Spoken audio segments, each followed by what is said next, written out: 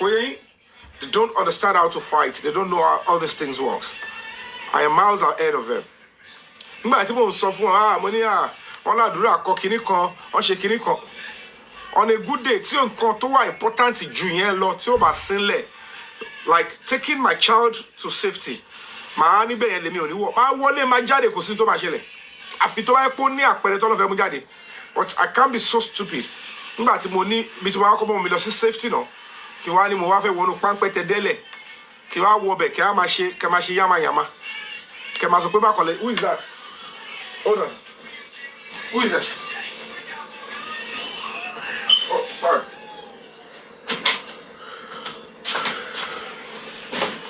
So gbogbo àwọn ọ̀rọ̀ tó ń tà tó ń tún rọ́tà bí èlùbọ́ yẹn ẹ fi gbogbo ọ̀rọ̀ tó ń sọlẹ̀ aláìmoore àti pé kò sí bí òṣèré ká wọn lára àti president dá sí o àti pé wọ́n padà sídìí ẹjọ́ yẹn o they know certainly that the pressure tí NGO Break the Silence Foundation tá fún kéèsì we are putting the right light ìmọ́lẹ̀ tó yẹ kó tàn sí orí kéèsì láti rí tàdé bẹ̀rẹ̀ sí ń pariwo tá pariwo síta and the government that I know the government of President Asiwaju Bola Ahmed will listen and they will act on it and we are not even stopping. Like I said, we have been to the embassy to submit. What you saw yesterday was submission of letter. We'll wait for 2 weeks. And when we'll see the progress, if we get proper communication that, don't worry, attention is being given to your complaints, don't just relax. They will tell us. They don't need to invite me at this stage. I have invited myself. I have been to several institutions. I have been to them to complain. When they are acting on it, they will only tell me we are don't worry. To complain for one more yato. They don't need to start calling me again. Tell me to lobby, to complain, to shebako. Tobati act lori, they will just notify. Okay, work progress is going on. And that is what is necessary in this kind of stuff. So basically, Mohbad will get justice by special grace of God because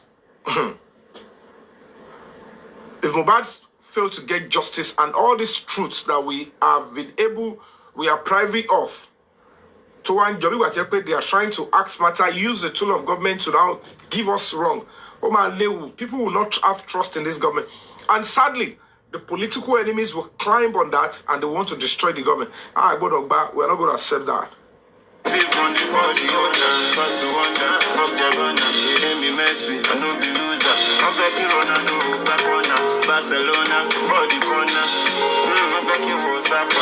I don't stop to smoke the ganja.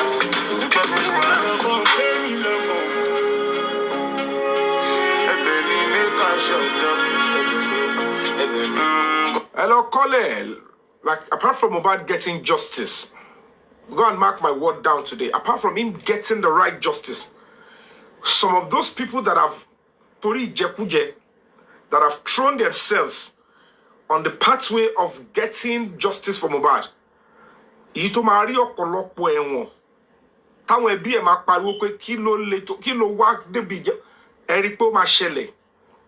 I will be telling you one by one how they will be. And some people, because whatever the case may be, Mohbad is seriously happy with the steps we are taking and the fact that we are still in this struggle for him.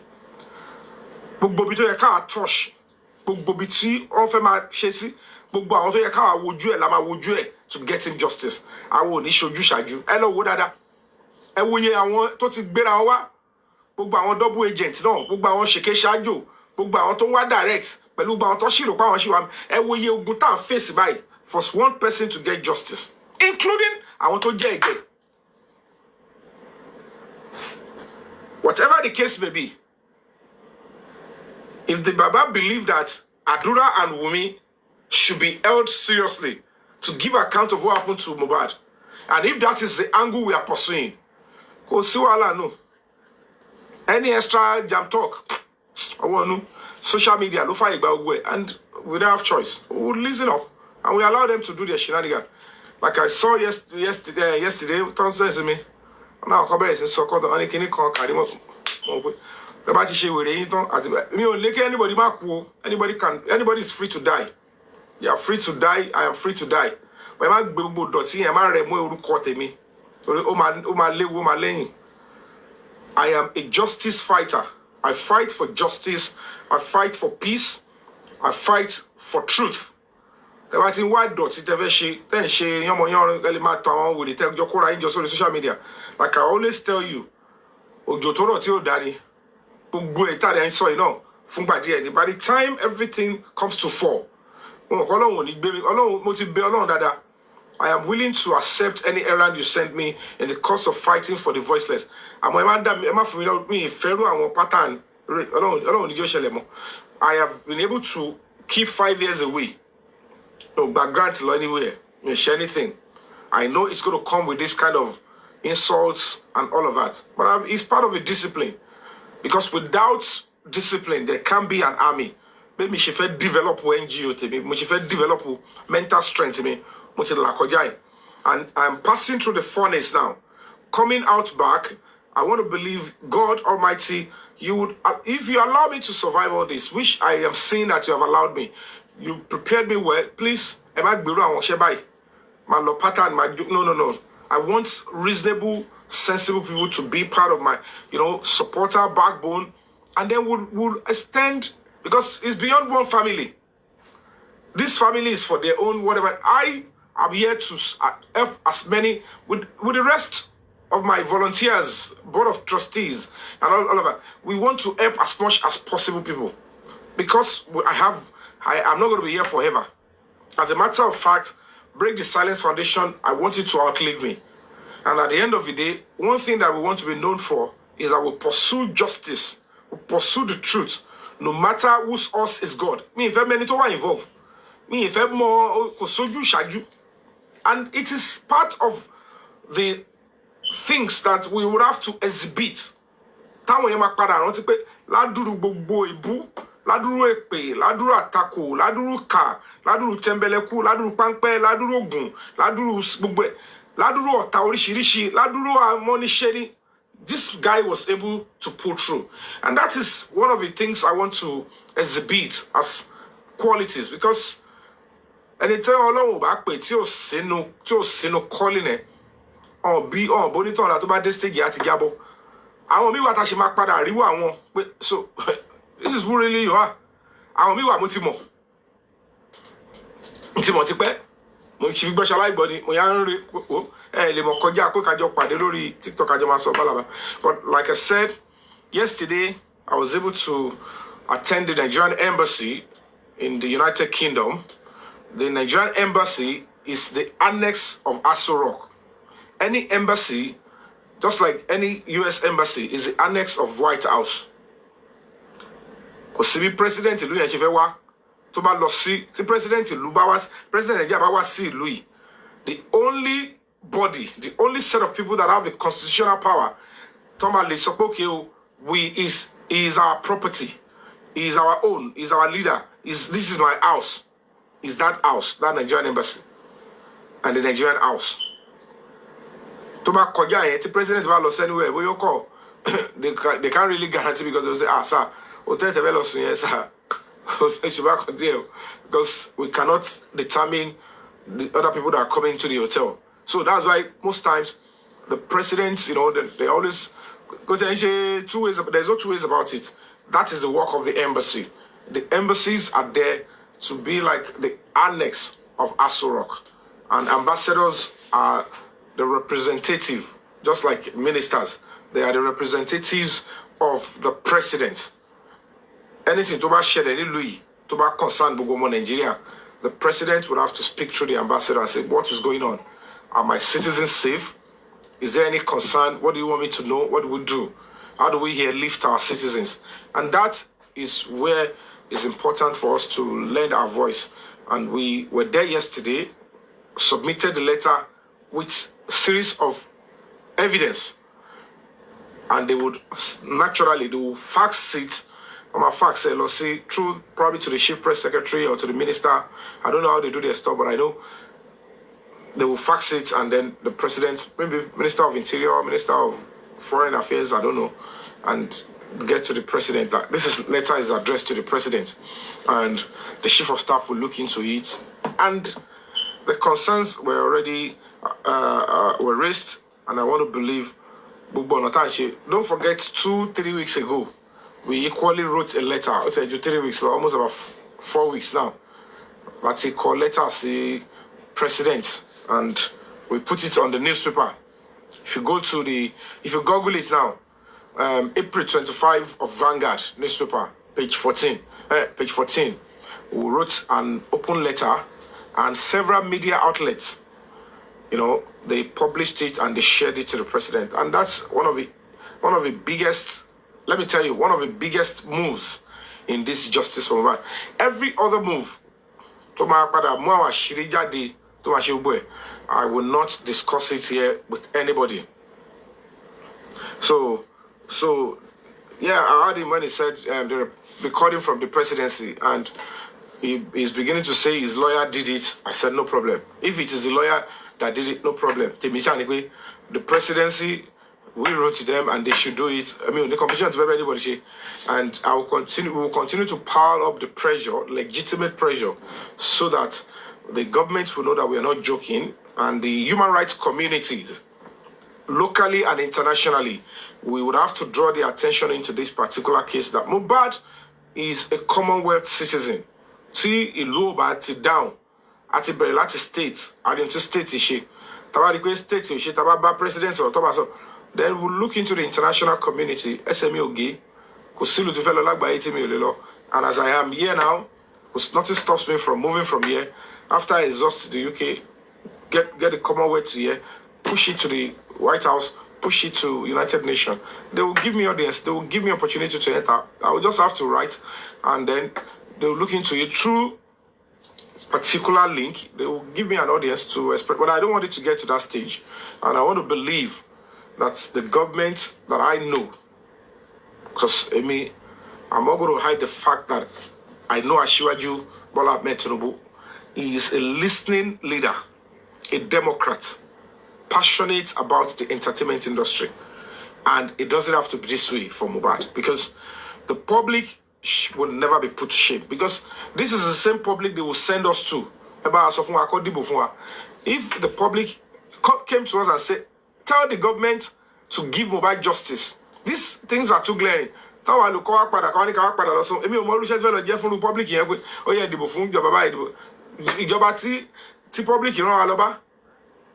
I didn't come by Shelley. Toss up one injustice. Shall I not padà wà line no back job our public here so come and vote. So, and I know they want to ruin the government of Asiwaju. I know what in terms of diplomatic, and they know that something is coming up. And I've been able to say that if they choose to ignore it, nobody by him, sir, mommy, Your Excellency, first, I said it there. I was at the embassy. I wrote to this. To so person. You have people that don't love you to that extent. I want to like Ijobain. So when people like us speak up, they choose to ignore. So whoever, justice, okay, these are the people that are actually messing, and they want to destroy our government. Family can only buy because this government is serving the entire families in Nigeria, and no one single family or little people. Talk on the connection with Asiwaju, it's because Odale Yubaniwa, and then show your Dale Yuba, Omodua Gidilimi, I stand by the truth. Our appreciation. You can send in your panel request if you want to come up so that we can have a robust session and discuss something germane and progressive. Like I said, of course, I'm going to be returning to Nigeria very shortly to continue my onslaught. I've been able to put the child into legal custody and safety. Though watching my demo, okay, they want to come and do it. But like I said, on Safunya to the time here, bá ti gbìyànjú ẹ̀ tẹ́ bá ti bá ń bẹ̀ wọ́n sọ fún yàn gbogbo tẹ́ plan tẹ́ ń ṣe yẹn àti tẹ́ plan fún ọjọ́ Friday mi ò ní wàhálà fún yín pẹ̀lú àwọn ọmọ tẹ́ bí tẹ́ bá bá ń bẹ̀ kẹfọ́ rí ikú. So send in your requests and let's have a robust session. You can send in your panel requests if you have anything to say. Let me invite my regular.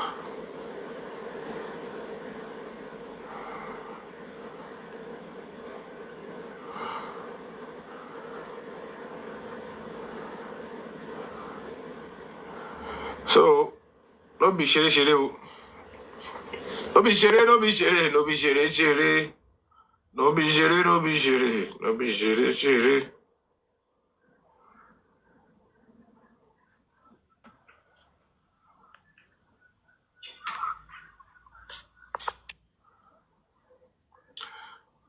Gifted, are you there? You can unmute your mic. Anu Plus, bless you so much. Oh, yeah. Yes, sir. Good afternoon, sir. How are you already?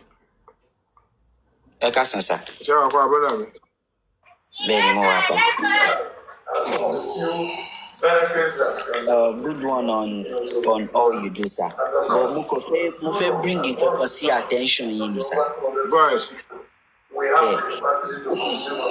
Terry B,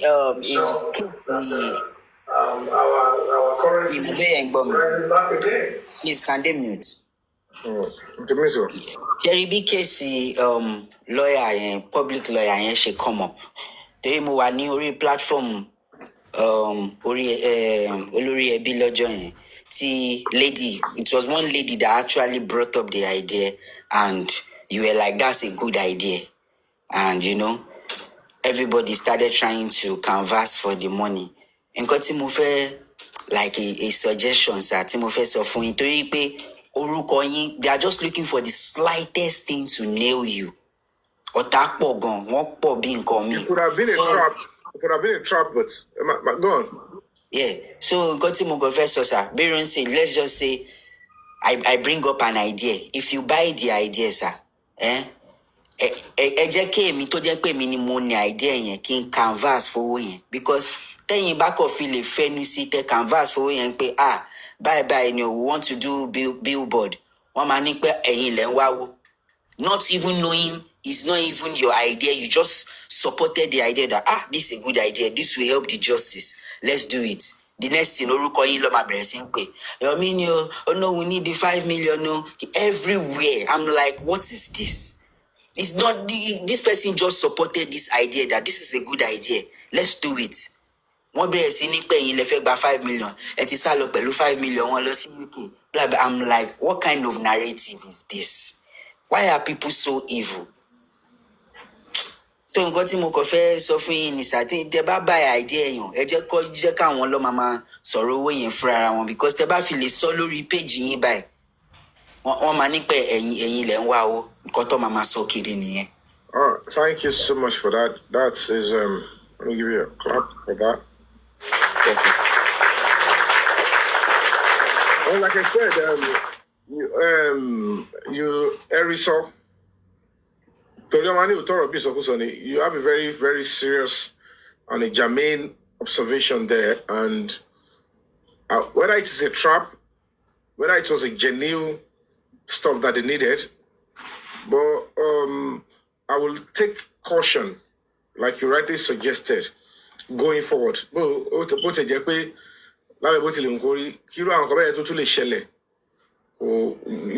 I'm beginning to understand more, but it's an idea that I love it. I know it is profound, and naturally it will be wrong.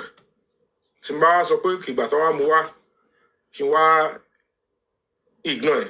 Fine, I supported them. I would have, like you said, but like it's a good idea. You guys can move on with it. But the moment, because at the idea here, none of them has to do with me. Yeah, exactly, sir. And you know, me, I can always give you the names of those people that are involved in the meeting. But whatever the case may be, it's a problem, because I told you Tosi, lo sọ pé kí on did you veto. Ṣàpátá ọ̀la báyìí léèyàn sítọ́. if my mind is so clean and clear, I will always tell you, my brother, unti ambaloy, to ba je pe ohun to wa, to ma je ka they get justice or to ma move her forward, to je pe wa lokon mi to de ma wulo. Whether somebody brought the idea, I said it, or I said it myself, I can tell you for free, God will make it happen. O ma shele. And that's why I will tell you, if I need anything, to ma crucial, emi o mo gbogbo on pe àwọn lo pariwo káàkiri. Baba mi, àwọn èèyàn kọ́ ní láti gbaṣẹ́ burúkú sọ́wọ́ kọ́ máa ṣe káàkiri kòkó mi ò rí owó dẹ̀ sọ yẹn o. I know people are talking about me ò bọ́dá. Because even as Mr. Expander was trying to call their attention that kò tí ẹ ń ṣọ́dọ̀ break the silence Londawosi ọ̀dọ̀ mi Londawosi, they just kept on calling your name. I'm like, what evil is this? Oh, normal, because like I said, torí pé gbogbo stage ti NGO mi tó bá fẹ́ wà ní forefront. You know, there is a difference between you having an NGO, kó kọ́ máa gba little grounds, kó máa print the paper on human rights, kó kọ́ máa lọ sí secondary school, kó máa sọ̀rọ̀ pa human rights. Mi ò kì í ṣe kéèsì tó wà so cheap. Because I am neck deep into this particular stuff. So àwọn kéèsì tó bá wà complex ló lè bá rò èmi ń bẹ̀. Tó yẹ pé táwọn yẹn bá rò, àwọn yẹn máa rò lọ báyìí, wọ́n lè fi tẹ̀lé pull out lọ báyìí.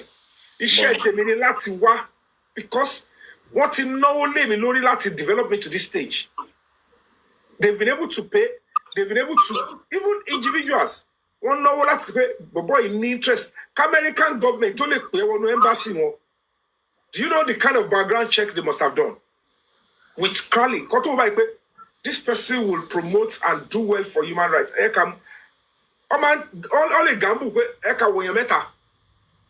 But they know certainly that out of them, we know this guy will do well and will sustain the struggle, because human rights advocacy all over Nigeria, a lot of people don't even know their rights. And if I need to tell you, you're on social media, because only social media, until you see leaders, captains of industry, human rights advocacy is too low in a nation like Nigeria. We are the giants of Africa. Look at what we have. The rights, freedom of religion. Could make any sense. Come and boo keji. Ele Muslim. Our Christian lawa. Ele Christian. Come and unifa. It's a criminal offense. People think not be so already any pé tí o bá ti ṣe Christian tó bá ti ṣe Muslim. Ẹni tó bá ń ṣe ẹ̀sìn kẹta kò kì í ṣe èèyàn. Ẹlẹ́ṣẹ̀ ni ó ti commit a crime. Kò yẹ kó wà ní society. Irọ́. People always believe that police officers, they have absolute power to torture. No, it's wrong. It's our duty to do so many things. So, as a human rights organization, justice for Mohbad. I still have a job to do to go from secondary school to secondary school. I still have a job to do to ensure that we will meet some state commands. We need representative head of your human rights organization. At least a first sponsor, many powerful seminar. We will give them extra code. We will pay for every. They should come for this seminar to know about human rights. So, and they might make sure that each particular police station, I'm push it. This is the number of the human rights OC. Periodically, you have to see number DPO. To ba shende station here. Toba tin deny any right for your right to be protected. Call the police officer. We are that particular human rights person here. Work. People are not touching anybody in the station demo. Irú ẹni yẹn la ma gbé lọ court àti ọlọ́pàá àpapọ̀. Ala ma fi wọ́n sínú. So toba ti mọ̀ pé case tó ń ṣe lọ yìí. Wọ́n ma join our in suit. And this human rights organization will not take it like things will start changing in the society in Nigeria. But unfortunately, we are doing this Mohbad case, and people are seeing it. Break the silence foundation. Ben. During the NSAS, Bana Teritogun, make justice for Isiak, Jimo Isiak, Terry Tagbeni Alausa, break the silence foundation of finance. All the placards, break the silence foundation. Ikorodu Motishe. If you go back to my page, you will see me on the street of Mokolo, see Alausa. So, and the 10 days that I protested solely, Break the Silence Foundation were there with some of our members who protested. No, I will go know anybody. Shaking it. I should set it back to it. Me more. A moderator, he will say, do you understand? So they don't understand what we stand for. So at this stage, normal, can't believe Yomi, I only took that risk. This particular project, how people pay the justice for Mohbad. No, I don't know how they got to this stage. To get pay, it be and when big on let's work over resources. I be and then they come and lead the onslaught. Meanwhile, Otote one no justice for Mohbad. But where here one be lower.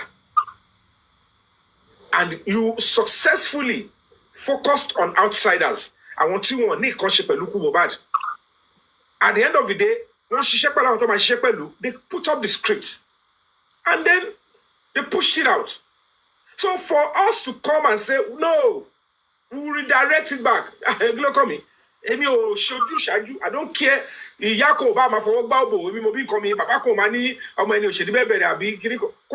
Justice. Yeah. I don't know what people think I am here for. The only difference, the only weakness is that I have to comply to be present on TikTok. Because the advocacy had gone to the wrong direction for a long time. So for us to redirect it back, celebrity status, you would realize that I want to near 30 groom ready. They would have diverted the mind of the people that are genuinely seeking justice to a wrong place. Then you will have double job. To start saying, oh yeah, to pada sibi wani, wo go wa sọ̀rọ̀ leni wa ko lọ, wa tún dé padà wa tún sọ kini kan. No fi jẹ́ pé I am taking my time. That is the guerrilla war. To say I will be here. Tẹ́ bá ṣe múlẹ̀, we'll redirect it. I don't care the names they call me. Gbogbo àwọn tẹ́ sọ yẹn, mo fọlọ́ babura wọn tó nǹkan kan. Tó wá jẹ́ pé lórí justice o. Wọ́n lè jẹ́bọ́ jẹ́ ní ìdílé wọn o. But lórí justice and this, I have a strong structure with a strong background. Kò ṣe pé background yẹn máa fi máa dúnkokò mọ́yàn, máa fi máa parọ́ mọ́yàn, máa fi máa bá tẹ̀. No, it is to say tí wàhálà bá fẹ́ le jù ẹ́ lọ, we are here for you.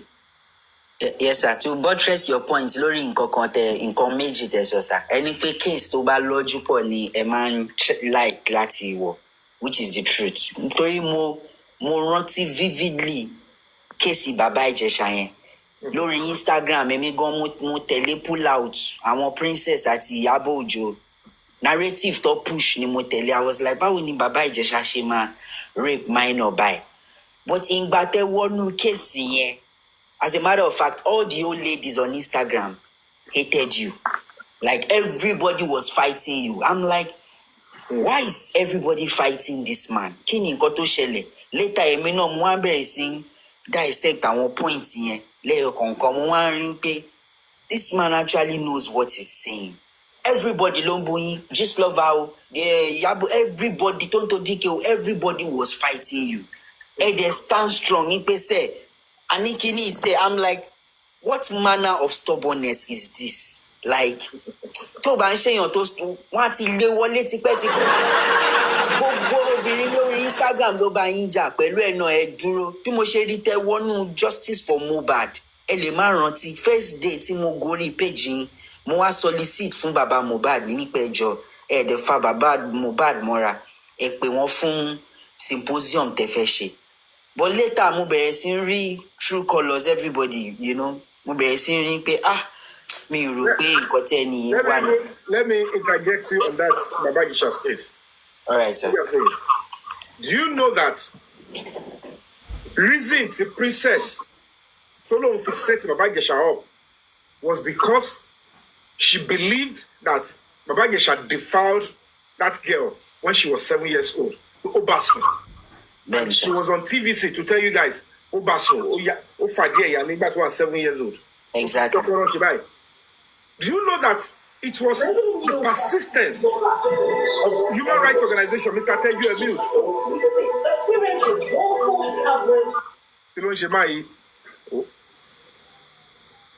It was the persistence of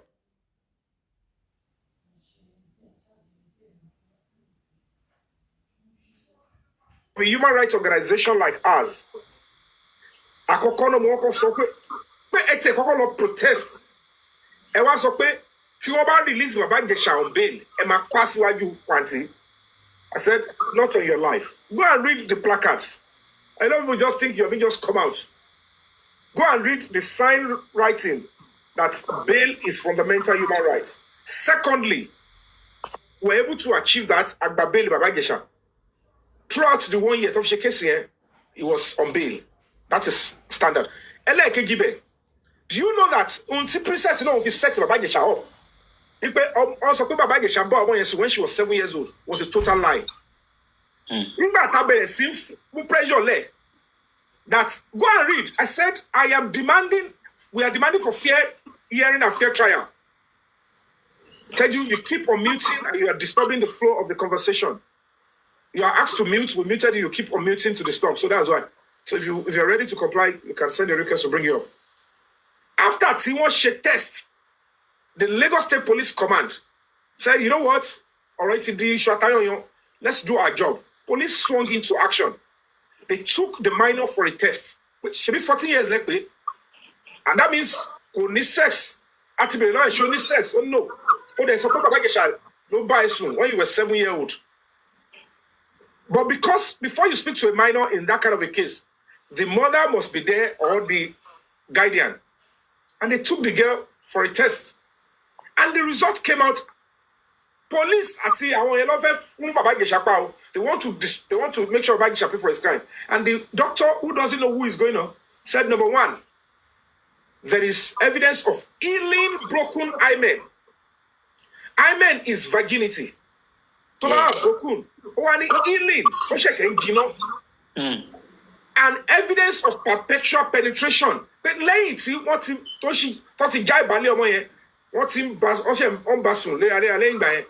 and presence of semen. So that means the lady was recently disvirgined. Yeah. Not 7 years ago.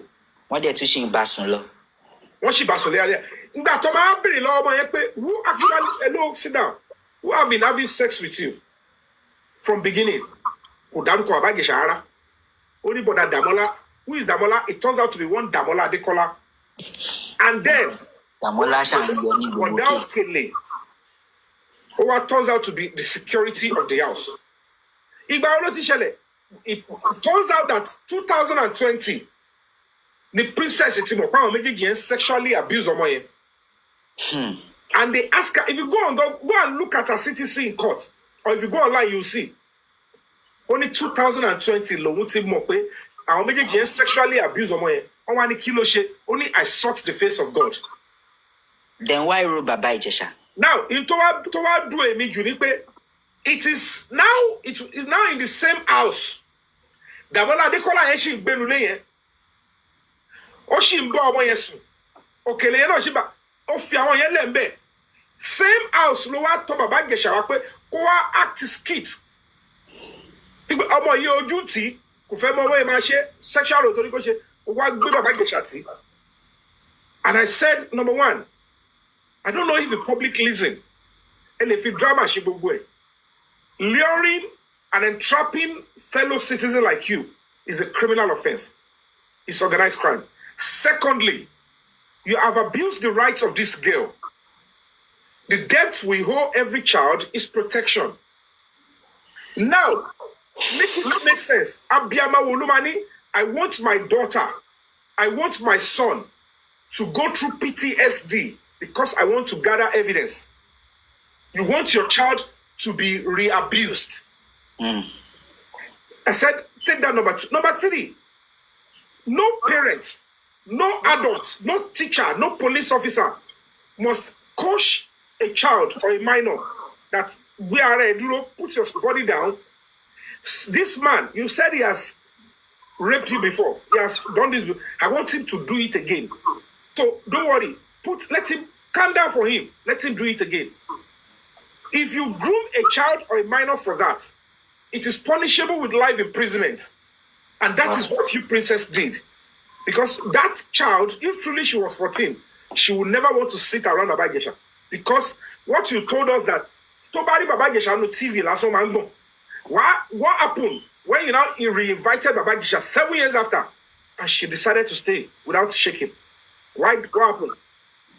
Third, I said number 4. Princess, in your living room, there was no camera there before. If that camera was there before Baba Ijesha was invited, okay.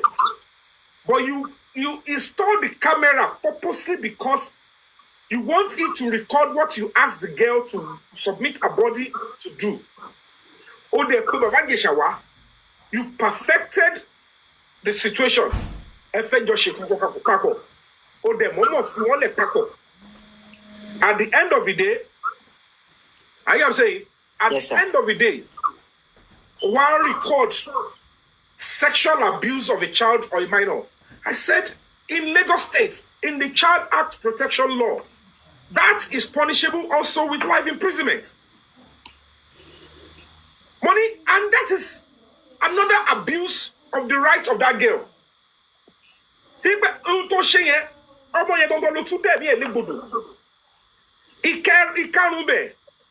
Princess was battering and beating that girl. Why were you beating the girl?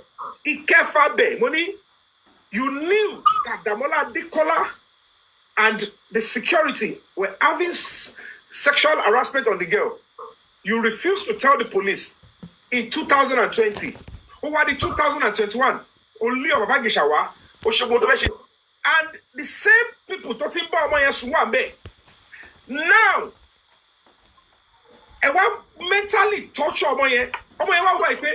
at no time the Baba Ijesha bounce really aye. You knew Damola Adekola, who is like a brother to you, you knew the security of the house,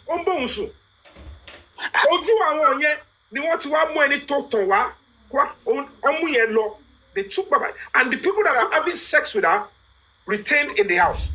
Make it make sense. Why didn't you tell them about this too? The consequence of that test was because after Baba Ijesha was taken away from that house, that Damola Adekola now returned back, resumed having sex with the girl. Under you, Princess. Wow. Which is negligence and which is a criminal offense in Lagos State as well. Right to your gay, right to Baba Ijesha, abuse job. And at the end of the day, the CCTV, Princess don't install.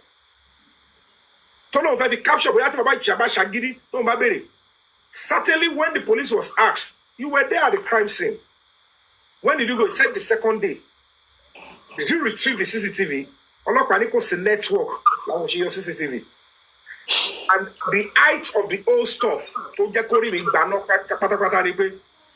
How come in the same case, same investigation, same victim, Leffy arrested Damola Adekola? One arrested Damola Adekola, he was kept in the same police cell with Baba Ijesha. Wow. Now, when they wanted to charge to court, Damola Adekola agreed, but girlfriend, now, I'm telling you, go to, you cannot saw it. Document here. Was Damola Adekola later convicted? Wow. Damola Adekola is walking free. Because if Damola Adekola was brought to court, this country, if Damola Adekola was brought to court, he will maintain that that girl is not an underage. She is an adult. And that will push including Lagos State government, to pay seriously. And as we speak, this is for life imprisonment. One let me titi pe kosha let me call it ya figure Bagesha mo salo mo tu sa pada wa te ko jose time mo te fe shake fún mi yen mo yẹra. Yeah, more time here that they lost UK for like 6 months or so. I was in self-exile for 6 months. I returned back and I continued going to that court. Judge, how do we succeed with this? And I'm like, again, something life imprisonment. Because you court every day. And I was explaining. that I am not supporting abuse on children. But you want to ruin this country. Eboyomoto wa ni boarding school. Eboyomoto wa ni homes. Àwọn homes kan wà ńbẹ̀ yẹn tẹ́ wò yẹn. Àwọn ọmọ tó wá rí títì tíjọba ń ṣe. So bẹ́ẹ̀ ṣe máa fi wọ́n ta àfàlẹ́ tẹ́ máa fi wọ́n set a trap. And you want to turn that way. I said, why are you making Nigerians and the young people to listen to me the wrong way? I don't care how many of them you confused to believe I was doing the wrong thing. I will stand by my own truth. But I want to add something. Okay, sorry. My brother, at the end of the day, Damola Adekola is walking free up until now. At the end of the day, gbogbo ta fi lọ kóòtù, even through to the appeal court, tí bàbá Ìṣà tún padà to win in 2 more count charges. Wọ́n rí birth certificate kankan mú jáde o to prove the age of the girl. Ní pé kò ń ṣe minor. Pé kò ṣe minor. Pé minor ni wọ́n rí birth certificate pé 14 wọ́n mú jáde. The government did not provide anything. Ẹnu ni princess tí òjò òun ló bímọ ló sọ pé age báyìí ni ẹ bèrè pé evidence dà kọ́ lọ sí school ọmọ yẹn they didn't allow that. But Mufebe, one quick question, sir. Do you have an idea what Baba Ijesha did to Princess to deserve this kind of setup? According to Baba Ijesha, they were dating. Oh, Okay. Fine. She tried for him spiritually. She claimed she helped Baba Ijesha to enter Unilag. Push him. You know, they are both comedians. Yes. Princess' career was going down. Baba Ijesha is very talented. Yeah, I know. And she was investing. And along the line, according to Baba Ijesha, I said, "Oh, they join. Oh, they call my bombi con. Or the mommy, how they debe. How they realize what to set up introduction." That was where he overspoke. He was angry, and he walked out on her. Wow. So at the end of the day, and they will punish you with anything. So gbogbo àwọn tó wá dùn mí jù ni pé àwọn ará industry, though the comedy industry tó jẹ́ tiwọn yẹn, they know what was happening. Òun lè ṣe pé wọ́n fún lady yẹn support. Yàtọ̀ sí bí a kò fi àbíkíní kan, but they know àjọ ń sọ̀rọ̀. Ṣé get me? And they are like, Baba Ijesha làwọn máa blame. Ìgbà tó ti ń fẹ́ lady táwọn rí pé ó mú ẹ káàkiri, Baba Ijesha ní kinní kan ṣe wẹ̀ tẹ́lẹ̀ ti jà yẹn. Baba Ijesha should never have gone back to her because àwọn mọ̀ pé coming back oró ni against question. So reason tí wọ́n ṣe wò ó pé Baba Ijesha wọ́n náà máa fara kó nǹkan. Dúró dáadáa sọmọkùnrin. Ìgbà tó ti mọ̀ pé nǹkan bá ìṣẹ̀lẹ̀ ó máa jìnnà sí ni náà. Princess. Àìjìnnà séjì ò tá àbẹ̀ lórí ni. Because it's you know, remember, Bible only hell knows no fury than the scorn of a woman. Kò yẹ kí ọmọ sọ. Bẹ́ẹ̀ni sá. Ó máa mú ọ lára because àwọn obìnrin kan tó bá ti wò pé ilé làwọn fẹ́ fẹ́. Àbọ̀wò tó o bá ti ṣe nǹkan tó yẹ kó ṣe. Nọ́mbà máa bà okay. Ẹ wo ẹni tó ń bímọ fẹ́mi. Ẹ ti understand? Ẹ wo ṣé kò mọ̀ pé gist kìíní kan lọ́ba yẹn ọ̀tá mi gidi ni. Mo pọ̀ ti report yín fún gist lover. Ìbẹ̀dẹ̀ ló máa lọ. Akọ̀lọ̀ parọ́. Mi ò ṣe báyìí fún rí ilé ayé mi. Bẹ́ẹ̀ni, ó sọ pé ẹnu àwọn mo rántí. Mi ò ṣe báyìí fún rí. Ó dẹ̀ lọ́bẹ̀ ó ní mo nà òun tó súpọ̀.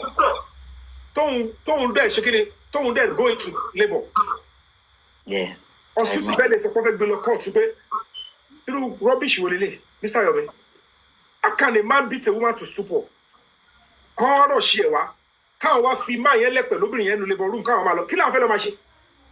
That means the person is between death and life. So why will your woman say this? Ẹni tó fẹ́ sí ara ẹni wọlé ó lọ submit káàdì ẹ jókòó àwọn lọ pé ọkọ òun wá àwọn nọ́ọ̀sì ṣe gbẹ wọ́n examine ẹ àwọn ní òkè kò tí tó time ẹ set a line. Why did she lie to this demoni? Kí ló fẹ́ ṣe? This is social media age. Ṣé mo ń pé later on after a month wọ́n padà wá sí gist lover wá sọ pé ẹ ti settle ẹ̀. Èmi ò gbà ní.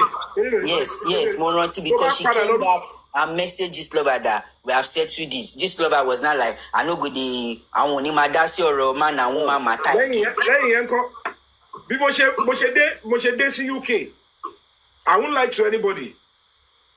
Nígbà tó ti yẹ kó yẹ mi pé mi gbọ́dọ̀ sọ fún pé mò ń lọ pẹ̀lú ọmọ yìí ìjọ tí wọ́n sọ ó máa kó bá mi. I didn't tell her. ó kọ́ mọ̀ pé àti gba visa ó mọ̀ pé will travel very soon but báwọn àwọn tambolo yẹn ṣe ń fi ọlọ́pàá kókó lè ṣe àlè block mi because wọ́n ti realize pé justice fẹ́ dé fún Mohbad and they know something is about to happen their intention is ẹ̀dọ́ ẹ̀wọ́ Yomi yẹn táwọn ọba tàbá lè gbé lọ court ká send ẹ lọ prison tó bá dẹ̀ ti gbà tó bá dẹ̀ bẹ̀bẹ̀ ká ṣe kíni ká kíni kó olùkó já wọn I will never enter that kind of a trap. Bí mo ṣe ń débì ìjọ birthday mi ni let me celebrate my birthday the second day I will explain to people okay I've traveled here this kò mọ̀ pé mi ti post sáré post ẹ̀ pé jẹ́ kí mi show fáwọn people yìí ṣé ibi tó sọ èmi ò tiẹ̀ mọ̀ kọ́ dáwọ́ fún ní gist love àkọ́kọ́ but that is what you have to go through so tó bá tí èèyàn bá ń sọ̀rọ̀ pé ọ̀rọ̀ you dealing with women ó gba ọgbọ́n ó lè gba sùúrù bẹ́ẹ̀ni àwọn obìnrin kan wà they will support you tí tó máa fi jẹ́yàn lé ayé and they will never plot anything to bring you down but èèyàn láti wà careful náà asọkùnrin so ohun tó ṣẹlẹ̀ nìyẹn wọ́n mọ̀ pé ohun tí mò ń jà lórí case bàbá ìṣàlẹ̀ pé it's about the girl yẹn gangan ni olórí ìjà mi èèyàn mélòó ló sọ̀rọ̀ pa girl yẹn mọ́ sí they don't care if the girl is being messed up sexually like I'm saying so ohun tó fa gbogbo rọ́dọ̀rọ̀dọ̀ yẹn and when they are bitter they can do and undo irú ìtọ́ sọ pé à ń gbọ́nu mọ́tò ó máa destroy career Mohbad ó ṣe kọ́ ìbá tí kìí lọ Lily Frosh gẹ́ẹ̀ tó bá career Lily Frosh jẹ ṣẹgbọ́n pa ẹ̀ Lily Frosh ọ̀hún ṣẹ́yìn gan wo ìbéèrè mọ́ ẹni tó bàjọ́ ti bàjẹ́ nìyẹn ti gba kámú nìyẹn ti gbà bẹ́ẹ̀ nìyẹn kí ló bá débẹ̀ ṣó bá sùn tó bá ti bá sùn tó bá bá yí ẹ̀gẹ́ tó ò dúró dáadáa sọ́nà ọ̀pọ̀ ebi mọ́ ohun tójú mi ti rí and that's Baba Ijisha's case òun ni mo ṣe sọ fún wọn pé àti ìwọ Ìyábọ̀ Òjó àti princess àti tó díke. It's in the same investigation ni wọ́n ti detect Dàmọ́lá Adékọ́lá àti Òkèlè. Number 2 it's the same investigation ló fi hàn pé that girl was recently deflowered. Tí Dàmọ́lá Adékọ́lá náà dé confam tó ní girlfriend òun ni tí girl yẹn náà sọ pé ìjọ tí bọ̀bọ̀ yẹn fẹ́ bá òun sùn nítorí òun gbóhùn ọtí lẹ́nu ẹ̀ pé tó bá jẹ́ pé kò mọ ọtí ni kò ní ṣe and ìwọ princess ló ní kí bọ̀bọ̀ yẹn lọ bá girl yẹn jọ yẹn all of you they were in court princess said I went for a show ìgbà tó ń débi show òun rí pé òun gbàgbé nǹkan sílé òun wá rò pé oh kí sister òun kó bọ̀ òun mú nǹkan yẹn wá sí show ó dẹ̀ ti wọ bí past 10 òun wá rò pé àbúrò òun yẹn tó padà sílé ó máa wọ bí 11 sí 12 ọmọ yẹn dẹ̀ ń play game òun wá rán Dàmọ́lá Adékọ́lá yẹn pé kó lọ bá gẹ̀ yẹn pé kó lọ sùn maybe that was when he had advantage of the girl I don't know all of them ó gba àwọn media àwọn journalists wọ́n gbọ́ gbogbo ẹ̀ they kept quiet and they want a human rights organization to accept that gibberish wọ́n wá sọ pé ṣùgbọ́n ẹ̀yin tẹ̀ ń ṣe ẹ̀ ń jà fún wọn ṣá you are not fighting for children. I am the only one fighting for children. Òun ló fi jẹ́ pé gbogbo ariwo tí gbogbo wọn pa ń gbà yẹn pẹ̀lú gbogbo tó pariwo sí American embassy àwọn ìwà ìpè this Nigerian society iṣẹ́ pọ̀ láti ṣe o ládùúrú bí bọ̀bọ̀ Yomi ṣe ń sòótọ́ tíjọba fúnra ẹ mọ̀ pé òótọ́ ni Yomi yẹn sọ wọ́n dẹ̀ ti gbogbo yín lọ ẹ̀dẹ̀ wọ́n dẹ̀ tẹ̀lé pull out irú kéèsì Mohbad yìí sì ní òní kankan tí wọ́n á ṣe bẹ́ẹ̀ ju pé I want justice for Mohbad the only thing tó ń pè mí kọlu ẹ̀rọ ìtọ́ ráyè ìṣọwọ́ lára mi pé I came unprepared with finance. That's the only difference. And lábẹ́ bó tilẹ̀ wò kórí n tó tì mí tí mo fi lè wò pé let me go and do it èmi go mọ́. Because case Baba Ijesha dey fight from start to finish mi ever rí jáde kẹ́ ní pé ẹ fẹ́ public support or anything. Àbí mi ò ṣe rí. Àwọn tó nìyẹn mo fi ọlọ́pàá fúnra nígbà kí Baba Ijesha mi ò send any WhatsApp group wọn ò dáwó sí mi lọ́wọ́ èèyàn kò send owó sí mi. A billionaire. Tony, I am even ready to do this for you, do that for you. You know, but what do you see at the end of 19 lawyers, but 2 senior advocates? Lawyer don't do for Baba Ijisha now. What's the follow the war? Because the follow the war, you know. O si to ma sọ pé Yomi ló lọ bá a dá ẹni tó bá mọ̀ kó ń dáwó fún case Baba Ijisha ó dá fún mi kó bọ́ tàwa sọ. No, me because even all your colleagues were fighting you. Lọ́kùnrin lóbìnrin, the only person tí mo rí tó speak in support of you was Lege Miami. Ṣebí gbogbo bẹ̀rẹ̀ náà Lege fi tó Ọlọ́run fi wò pé when you are loyal tínú ẹ bá mọ́ o máa gòkè. bẹ́ẹ̀ni. Look at what happened to Lege. Kò dẹ̀ kò ní wálẹ̀ táyé máa fi parẹ́ because ó mọ̀ pé Brai eléyìí láti Ṣómólú eléyìí ò ń dúró ní ìdọ̀tí ó dúró pa wọ́n ti ẹ̀ pariwo wọn ṣe bá kan wọ́n ti fẹ́ blackmail òun náà ó kí wọ́n ti dúró lábìrún ó yá maintain. àwọn tó jíkẹ́ fáyà ẹ̀gán gbà yẹn tó ń ṣàì láti ṣọ̀tẹ̀ ọ̀bọ̀ òun náà gbà. ìtò tó ṣe message mi ó send me DM Yomi why you doing this nígbà tó máa dájọ́ bàbá Ìjẹ̀ṣà tó máa dájọ́ wọn kóòtù náà again mo fẹ́ fàájà nígbà tó máa dá ẹ̀ ìkan náà obìnrin yẹn wáyé pé ṣé ìta tún dé yìí ó tún fẹ́ tú Yomi because nígbà tó fún bàbá Ìjẹ̀ṣà ní 5 years kò yẹ pé 5 years ló lóhùn jọ́ọ̀jì láti fún bàbá Ìjẹ̀ṣà òun ní tó bá sọ pé concurrently I am saying yes sir ẹ̀wọ̀n tó àìjù náà 4 count charges wọ́n yọ méjì kúrò pé bàbá Ìjẹ̀ṣà ò jẹ̀bi wọ́n wá yọ ìyẹn tó wá jẹ́ mẹ́rin tó kù yẹn tó bá sọ pé concurrently but each of the count charges ìkànnì 5 years ìkànnì 5 years ìkànnì 3 years ìkànnì 3 years but tó bá sọ pé concurrently ìkànnì ẹ̀ ní bàbá Ìjẹ̀ṣà máa lọ serve èyí tí ẹ̀wọ̀n ẹ̀ bá tóbi jù which is 5 years by November sí bàbá Ìjẹ̀ṣà máa jáde fúnra rẹ̀ ẹnu ara ẹ̀ ẹ̀rí fíìmù àwọn èèyàn gbogbo àwọn tó sọ pé òun bọ́ ọmọ sùn pé ẹ sọ bí tóun ti bọ́ ọmọ kékeré sùn ṣé ìwádìí ọlọ́pàá ló lóun bọ́ ọmọ sùn ni àbí court judgement ló lóun bọ́ ọmọ kékeré sùn. àìsàn ẹsẹ̀ ọlọ́run ló yọ bàbá Ìjẹ̀ṣà ń pẹ́ step in o because the rage táwọn Ìyábọ̀ Òjó wọ́n máa ti bàbá Ìjẹ̀ṣà mọ́nú cell báyìí wọ́n á ju kí yẹn life imprisonment and the government followed the pull out the government followed. yes. kébì tó lè dúró sọ́run Ministry of Justice the DPP let me be honest with you it's not an easy thing for anybody to stand like that against the DPP in anywhere in the world. In anywhere, but one word to say, my boy can't should be DPP gbé mi lọ court. They tried to file charges against me in that same court. Tó ti dájọ́ bàbá Ìjẹ̀ṣà. Eléyìí ò ṣe case Mohbad kéré. Nǹkan tí mo ń sọ náà nìyẹn bí mo ṣe rí inú case Mohbad mo ní ọpẹ́ o since Mr. Yomi case náà ṣe kí. Gbogbo yẹn ọkùnrin ọ̀rọ̀ yìí wọn lè bẹ́ẹ̀ mi ọ̀rọ̀ lè dánwò. Torí mi ò kì í ṣe nǹkan torí fẹ́ rówó mi ò ṣe nǹkan torí kò fẹ́ ní kiri. wọ́n dùn pé family Mohbad wọ́n kàn. owó dẹ̀ láṣẹ wà lẹ́nu ẹ̀ wọ́n dẹ̀ ti mọ̀ pé ìtí mo tutù tẹ̀ra wọlé lẹ́yìn ikú sáré bí mo ṣe máa lọ èmi ò kọ I will do my best to ensure that I don't put the image of Nigeria into bad light but tó bá jẹ́ pé bá ṣe máa rí justice nìyẹn tó bá yìí tẹ̀dá wa lò bá yìí máa fà lọ nìyẹn. Now I am calling out a whole Lagos State Police Command and a Commissioner of Police èèyàn kan wá jókòó síbì kan kí ni ẹ̀ tún ṣe continue kò ṣe pé ẹbí kankan sọ pé thank you tell her mọ̀ pé this is what they are doing ṣebí ọ̀dọ̀ commissioner yẹn la gbé rani lọ ipe ẹ fi fídíò evidence ikú tó pa Mohbad gbé jáde kí ló dé ń bò ọ sọmọ ní gbogbo àwọn ọlọ́pàá tó investigate case Mohbad àjọṣe mi ti ṣe gbogbo ẹ ṣé wọ́n gbé jáde fún mi even the woman came out and said ọ ti ní kí Yomi Fabiyi wá sí Lagos State Police Command o nígbà tó rí pé this guy is not going to accept ẹja wà nǹkan kan yìí mọ́ lẹ́sẹ̀ as usual wọ́n wò pé kí la lè yí mọ́ lẹ́sẹ̀ wọ́n náà sọ pé parọ́ mọ́ ẹ sọ pé ó dìfẹ́ mẹ́ mo tún wá lọ bẹ̀ mo ní ta lẹ́nu mo dìfẹ́ mọ́ èmi nìkan mo wá bẹ̀ pẹ̀lú lọ́ọ̀yà mo ní dìfẹ́ mọ́ ṣe gbọ́ nǹkan tẹ́ ń sọ assistant commissioner of police the ACP is Joseph Jayoba mo ní you are a police officer a whole assistant commissioner of police mo ní ohun ìjókòó number 1 suspect ló yẹ kó jẹ́ no case Mohbad ẹlẹ́ẹ̀kejì bẹ̀ evidence stand sọ yìí evidence stands on which is homicide evidence as seated with this àbúrò Mohbad for over a year ó wá lóun ta evidence yẹn pẹ̀lú phone ẹ ṣe bí wàtí pé it is his right to even keep the evidence ó wá lóun ta pẹ̀lú phone ẹni tó ń ta fún ló fi negotiate pẹ̀lú mi ó tún wá ń lo TikTok and original ẹni ẹ wá ló ń defame òun how did I defame how will I defame him I am saying the truth ṣé wọ́n fúnra ẹ̀ ló sọ pé òun ta òun ní lọ́wọ́ ọwọ́ òun ló wà. I have done a press conference. He even said it is over so minutes. And you are coming here to say I defame. He said, no, Mr. Ahmed, take it easy. Because you're going to complain then wrote yai. She back on money. Ki wrote yai. I don't understand. She bought more yai limu njafu. Very yai.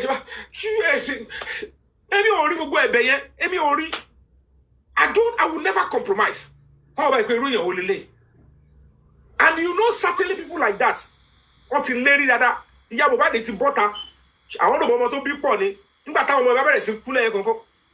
am not going to stop because of that. King White Yenny, come out, I'm sorry, physical. The former threatening me, Kings Jawa, me to what in Jafuto. If you like for threatening me, can King Jawa? Ṣùgbọ́n ibi tó yẹ kí n ṣe mọ̀jà, mo máa jà. Ibi tó yẹ kí n ṣe mọ̀sá, mo máa sá. Me announce for anybody pé I am backing out. I lead a human rights organization. Me bá travel lọ sí Kafasha, me bá travel lọ sí Kutuwegi. If I want to step aside, I will officially write and say we are stepping aside. Nígbà tí Ìyábọ̀ Òjó lòun ò ṣe mọ́ ẹ̀bú sọ́nà. Bẹ́ẹ̀ni. Ṣé ń gbà tán ṣáwọn èèyàn raise fund nígbà yẹn ni?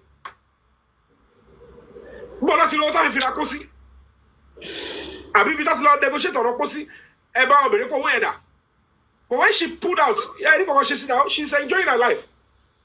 Me ever suffer anybody, and some people think that's the end. I understand it, because they believe that even when we lawyer, Kiwama suffer on one law. Mo fẹ́ travel lọ báyìí. Èmi ni kí n sọ movement fún mi kẹ́lẹ́ sọ mí dídàkudà. Mi sọ pé mi ò ṣe mọ́. Mi sọ pé jàtítọ́ mi sọ pé kò sí pathway mọ́. Tí bá jáde state máa rí pé kò sọ́nà mọ́. I will come out and say we have exhausted all means, and let it be clear.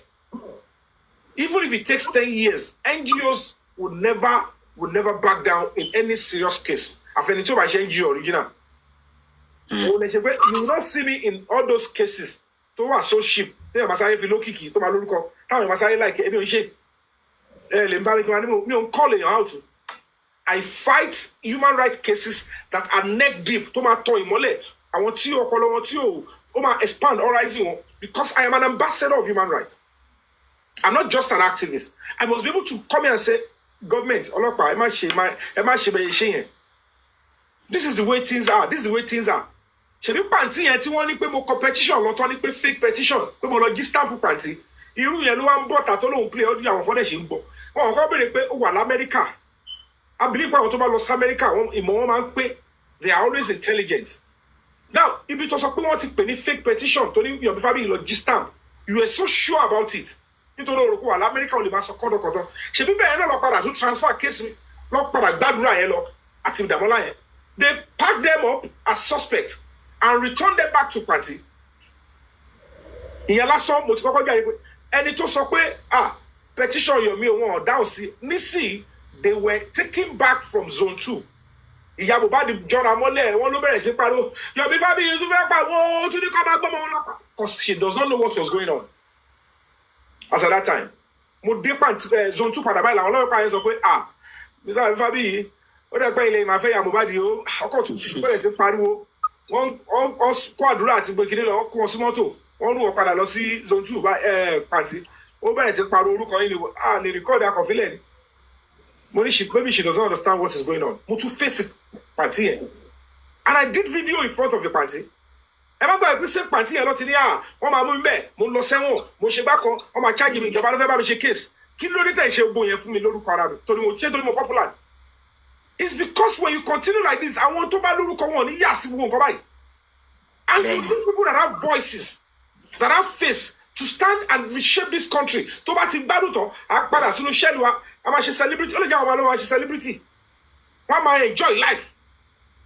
Ẹ wá sọ di ogun ẹrẹ́yàn tó bí orúkọ ẹ rò pé nítorí kó lè bá wa jalè ló máa forúkọ mi wọlé nígbà tí mo lè máa tẹ̀lé Ṣèyí Tinubu kiri abẹ́rẹ́ wọ́n sọ pé Ṣèyí Tinubu ò láìkì mi ni àbọ̀ sọ pé tí wọ́n sọ pé mo fẹ́ máa tẹ̀lé kò ní gbà kí fẹ́ máa tẹ̀lé speaker Lagos State kiri láti sìn pé sáà ẹ̀yin sàmì ẹ̀yin fẹ́ máa tẹ̀lé nǹkan fẹ́ máa mójútó ẹni tí nǹkan fẹ́ máa tẹ̀lé yín kí wá máa lọ rárá kí kò sọ pé mo fẹ́ máa tẹ̀lé MC Olúọmọ ní lásán kẹ́kọ̀ọ́ pé mo kò volunteer pé bàbá ṣe kẹ́ fún mi lówó kò máa tẹ̀lé yín gbogbo àwọn nǹkan yẹn kò máa tẹ̀lé yín brother mi yẹn ṣọ́ àní mo ti dẹ́ ní olóbi kọ́kọ́ bó ṣe wáyé o ẹ máa kíkọ̀ déwájú ẹ̀ pé ẹ sísà MC Olúlu èmi ò lọ ẹni yìí mo máa tẹ̀lé yín báyìí Igwe àti pé méjì o mo fi ọlọ́mọ àbúrò lẹ́sẹ̀kẹsẹ̀ kí wá gbéra lọ bá chief of staff president bros febo deso master fún Desmond Elliot abeg carry me go meet na my senior carry me go meet am okay honorable mi kò máa tẹ̀lé wọn mi níṣẹ́ mọ́ kò sówó. ẹ mọ̀ nǹkan sọ ẹ mọ̀ pé tí gbogbo eléyìí ò bá ṣẹlẹ̀ success story yìí kò ní pé kò ní pé àwọn èèyàn wọn mọ yìí ni tọ́bi ṣọ́ọ̀tì ever rí kí gist lover kó drag anybody wey be say wey no be important person for this Nigeria. Gist lover ò kí ń drag àwọn èèyàn tó lórúkọ. Àwọn èèyàn tó bá ní gist lover máa ń try láti. Bóyá mo gist lover ń gan. Ẹni tó ní gist lover pẹ̀lú àwọn tó bẹ̀ ṣe ọkọ àtìyàwó àti ẹ̀gbọ́n àtàbúrò àtìyàwó tó ń ṣe gist lover tó ń jàbí admin fún.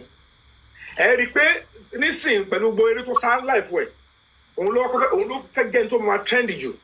Ṣùgbọ́n ọjọ́ tó bá dẹ́kun àti bàyàn jẹ́ ìjọ yẹn ló máa bẹ̀rẹ̀ sí báyìí òun lẹ́sẹ̀ rí pé mi ní padà sọ́dọ̀ òru ẹni yẹn mọ́ láyé mi lè bá ṣe mọ́. Ó pè mí kí n bàbá Ìyábọ̀ ṣe.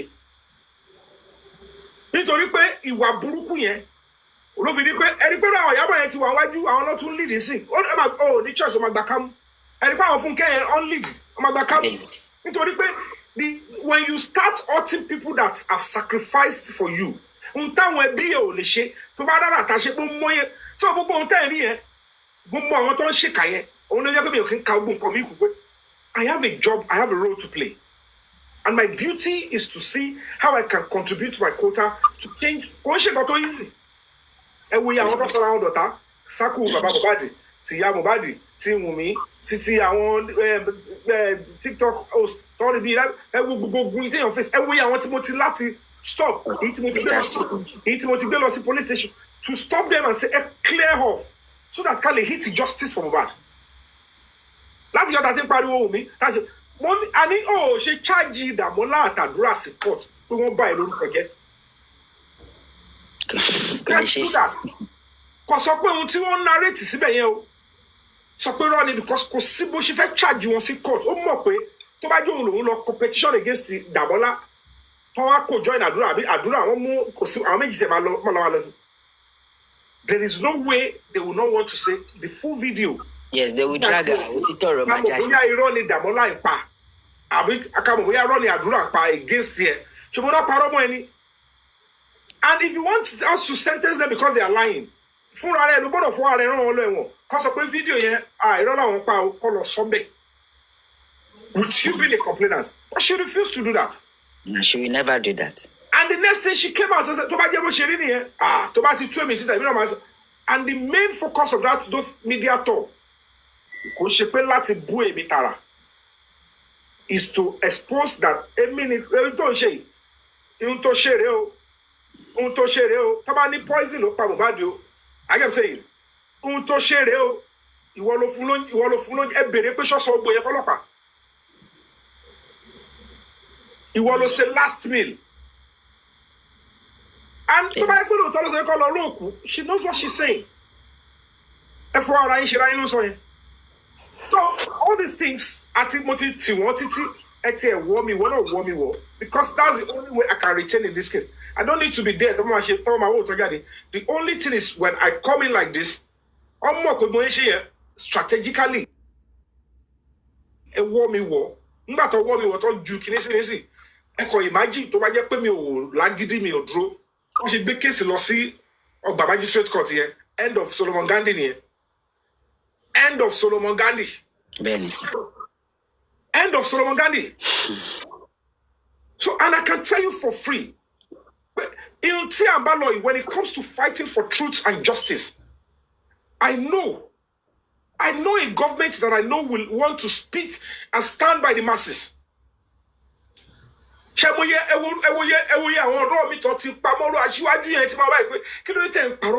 is the only Democrat we have as of now. Let's go tell Tati democracy in 1999. And will you risk it take for us to have a better life? We will have to go through some pain. And then the end, Taba support will get it right. But look at, they want to convince us to make us look like it's doing, and what if a shaker? Gbọ́dọ̀ dákẹ́. Ohun bó ṣe wáyé pé shaker owó ariwo táwọn ilé ìpa kàjẹ́ kí wọ́n shaker yẹn. And they want to play to the gallery. Irú eléyìí wọ́n ti wò pé this case tó ti involve youth àtàwọn Gen Z òun ló máa padà lò.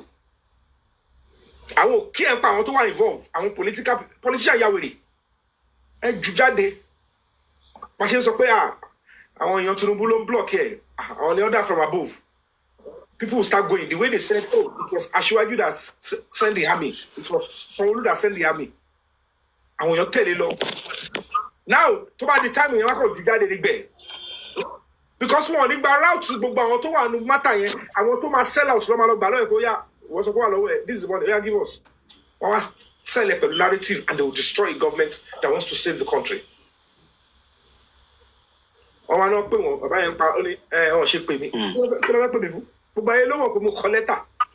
I wrote to the president. We put it on national newspaper. Which governments will ignore such? Just the way the children of Israel should get the freedom. See, president a big governor a big king the pharaoh. Nobody know who is that God.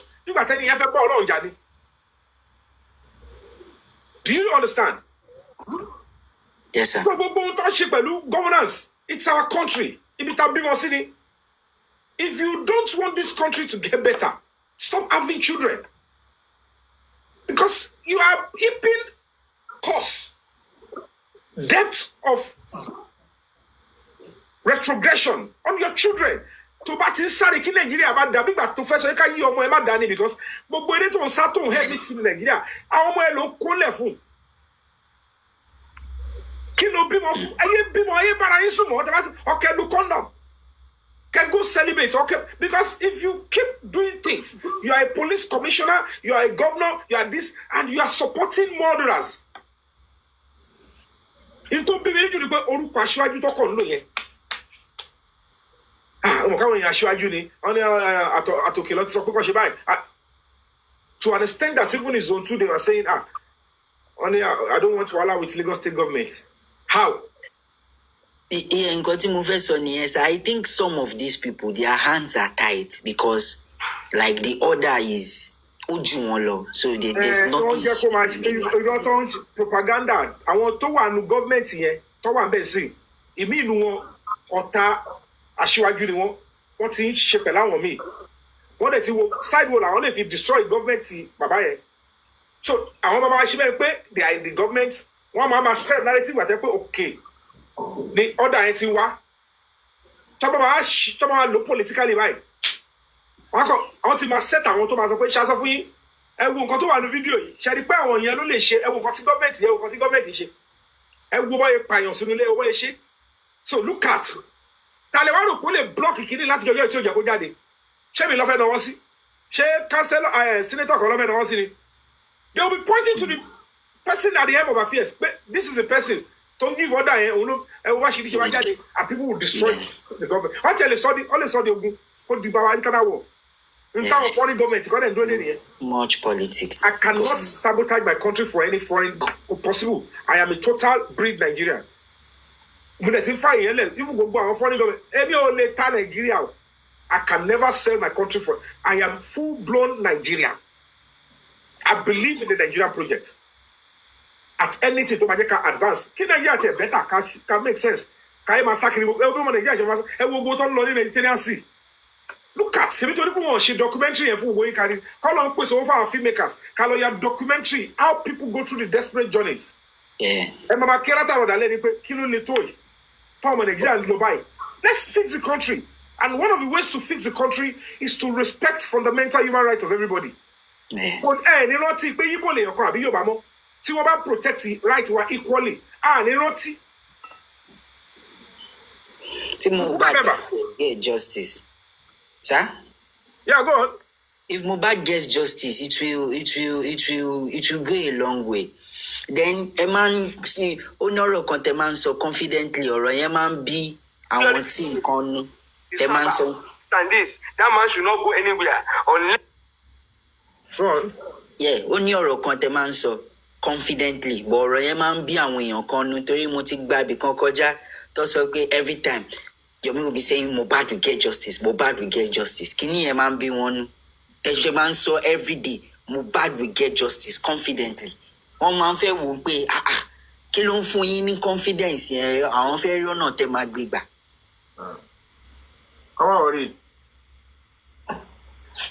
worry. Or you might be one that because by the time Mohbad eventually get justice, one realize the pay. You tell me believe that the government assure you. I can beat my chest for it, will never ask that any entertainer should be served injustice. And because the kind of respect and regard, some of our colleagues come and message with Mohbad. In every government, show okay, sha.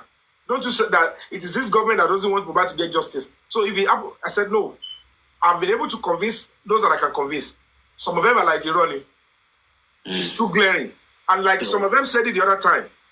Our company don't be, but the president has some money.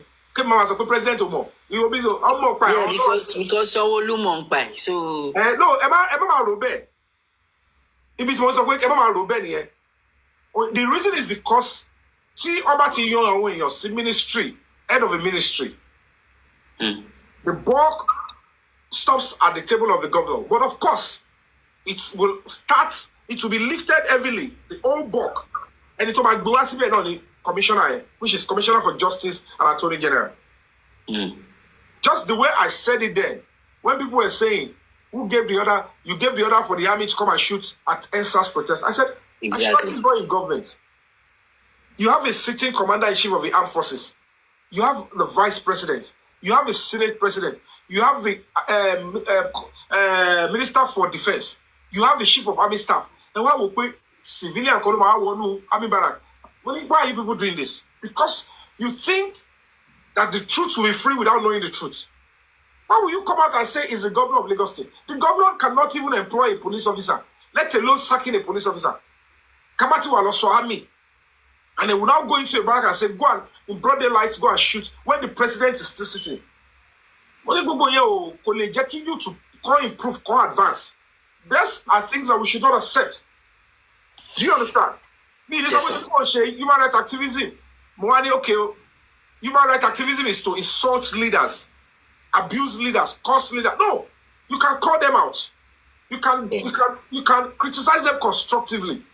Yeah. But activism is not insulting or raising curses on your leaders. Because coincidentally, at the lead, when the governor is looking at so many cases, he will never have the full idea until the commissioner explains to him. In shocky, this is it. This is Thomas of governor. Meanwhile, we go into and joke on social media. You always believe that the governor too will sit with us and will listen to all platforms. Don't forget, everybody is trying to take a lead. Justice or the evidence, and you have a movement as heavy as that. Justice from that movement. No central body. Nobody is to interface with the government at a government institution. And we'll be talking for any number the party get done here. So now that they say, okay, who is seeking justice?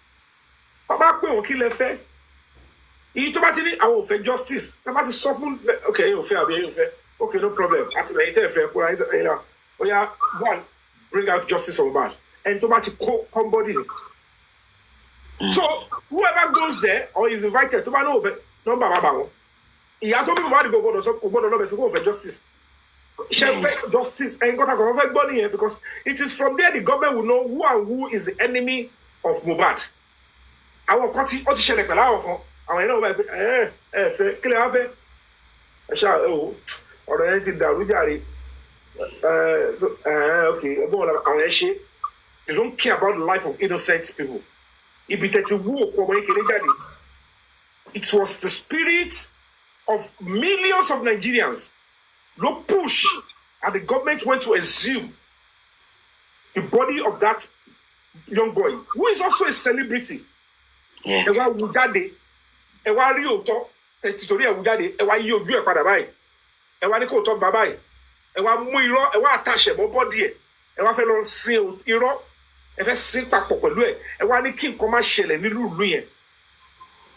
Those are the end of affairs will pay for it because at the end of the day, si luba da ebrela olori, si luba ti ni problem ebrela olori àtàwọn tó súnmọ́, they don't advise them correctly.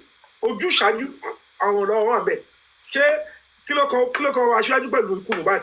He never sanctioned it, never know what happened. So why will he not say he should not get justice? Right. And kilo kan governor pẹ̀lú ikú Mohbad? The governor is busy doing some other things, but Yeah, it's just natural for people to call the head out. look at what the commissioner of police along that able shoot Jimo. At one assistant commissioner of police, Joseph Dayoba, look at what they are doing. At this stage of my life, I came up to you lawfully. And if you protest, we sat together. You called the officers. I explained. After Timothy press conference, then they promised the extension of the homicide evidence will become a worry. It will be used, they will bring it out, and it will be used to do the case. Lo and behold, over the 2 weeks after, the same Adura, Yomi and defame. The same Adura, to the homicide evidence, for a year plus, to Mule. Over anyone defame, to the on the video, of the shouting your hope, whatever you go. So you have right, a police officer, a commissioner of police cannot say, are you okay? It's like you coming to tell me when you are into drugs. And somebody took your cocaine and ran away with it. And you came to police and said, "Ever me arrested, they told you cocaine." you held on to homicide evidence for a year plus. Of your own brother, blood brother. You refused to release it to police. You now saw the evidence with the same phone to get here. You now said, I did not sign out of my TikTok. I sold it to him because it's my nigga. It's preposterous. Then you ask them, who are your children? Because you can't claim because you are a police officer, you have gotten violation by promotion. Which government promotes this type of people? Exactly, because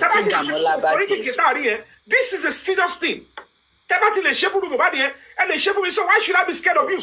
Yes, it can happen to anybody, sir. That means kidnapper, armed robber, because it's too obvious. I don't know. I said it.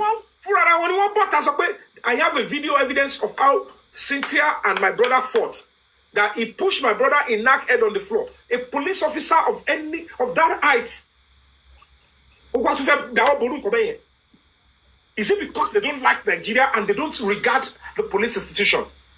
Only they can sell any government and they will sell the government of Ashwaju with anything.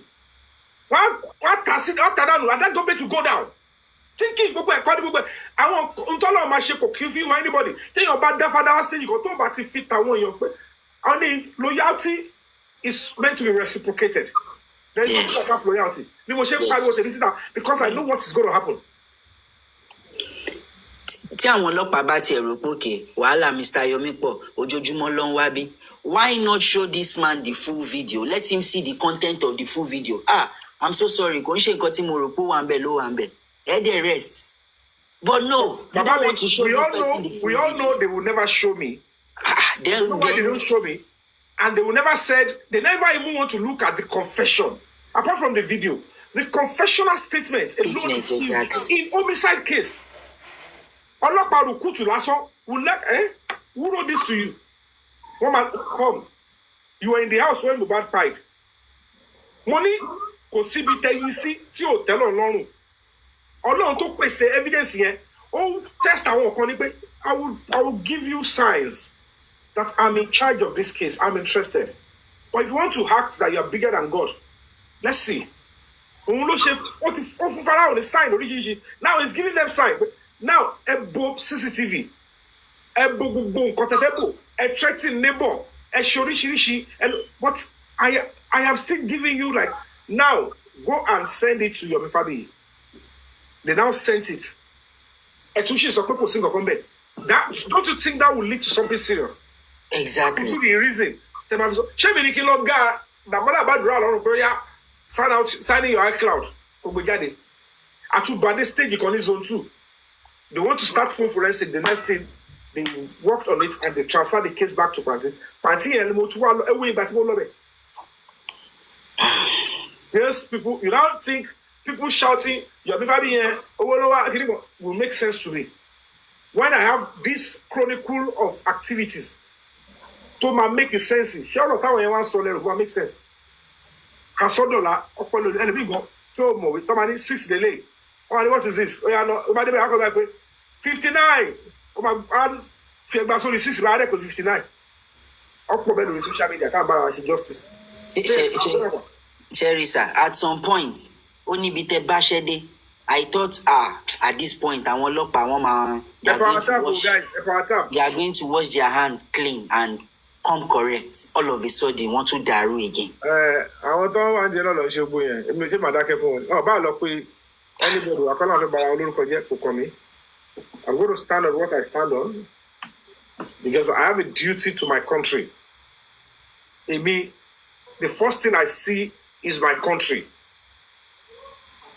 Ọ̀pọ̀lọpọ̀ kì í wo Nigeria first wọ́n wo talaka wọn bẹ̀rù àwọn wo ni wọ́n ní Nigeria and the more you keep abdicating and leaving Nigeria to the ẹ bá lè fẹ́ jèrè Nigeria bẹ́ẹ̀ bá ṣe mójútó Nigeria tó lè ṣe máa jèrè ẹ o.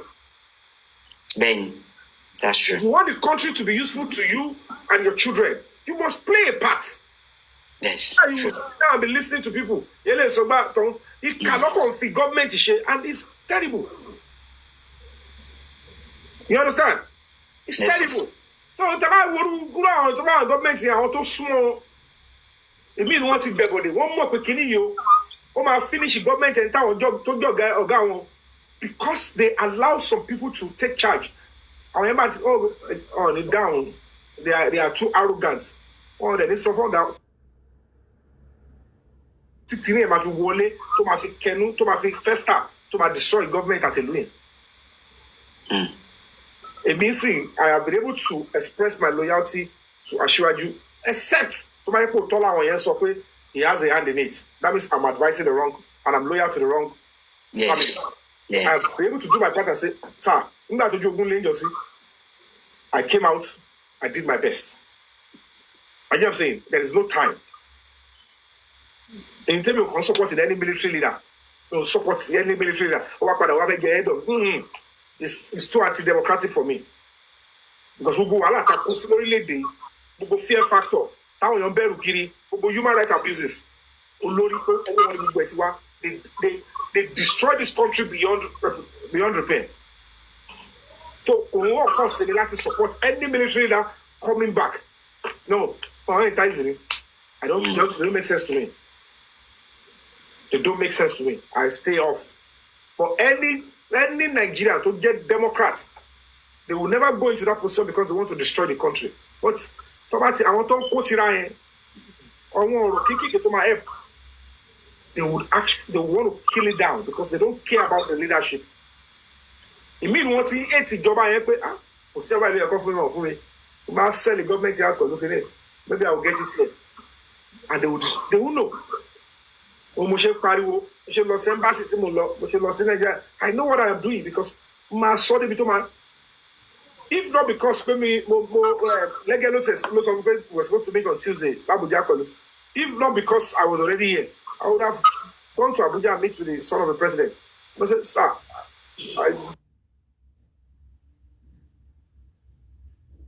I had what you want us to do, but this one is crucial. Somebody is okay, he doesn't want to attend to it. I will say, no, let's fulfill all righteousness. Yeah, at least and that video, go and mark my word, it will come out. Hello.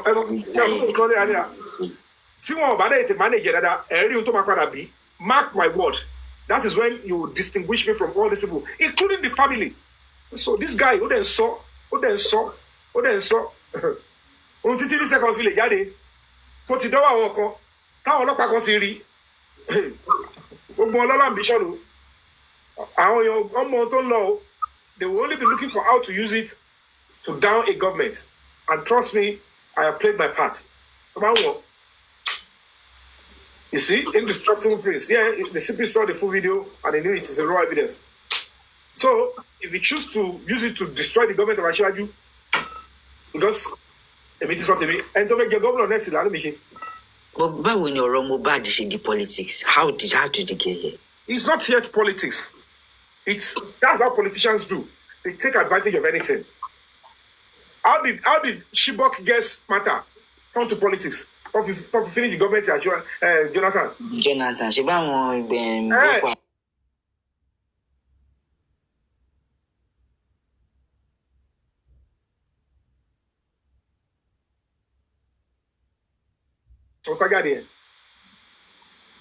And you realize that if they fail to act, I want to one case talk pa Mohbad yẹn wọ́n jẹ́ nǹkan wọ́n ní stake nínú government aṣíwájú. They have no stake at all. They have no stake at all. So, and that is what I'm saying. They will only Paul opposition about it, you know, and they know what they are doing, and we must not allow it. So, let me bring another person up. All right, sir. Thanks for having me.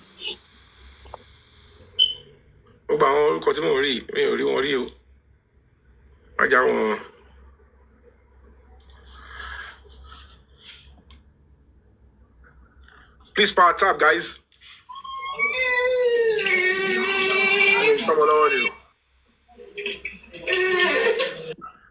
Okay, please power tap. Let's take it to 50,000. Let's go on a musical break and let's take it to 50,000. I will use the opportunity to read the letter again.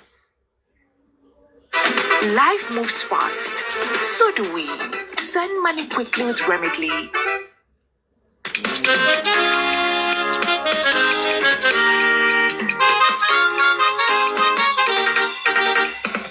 I pledge you, Nigeria, my country, to be faithful, loyal, and honest. Only for us, oh yeah.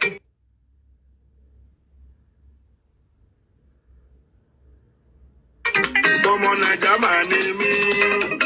I pledge you, Nigeria, my country, to be faithful, loyal, and honest.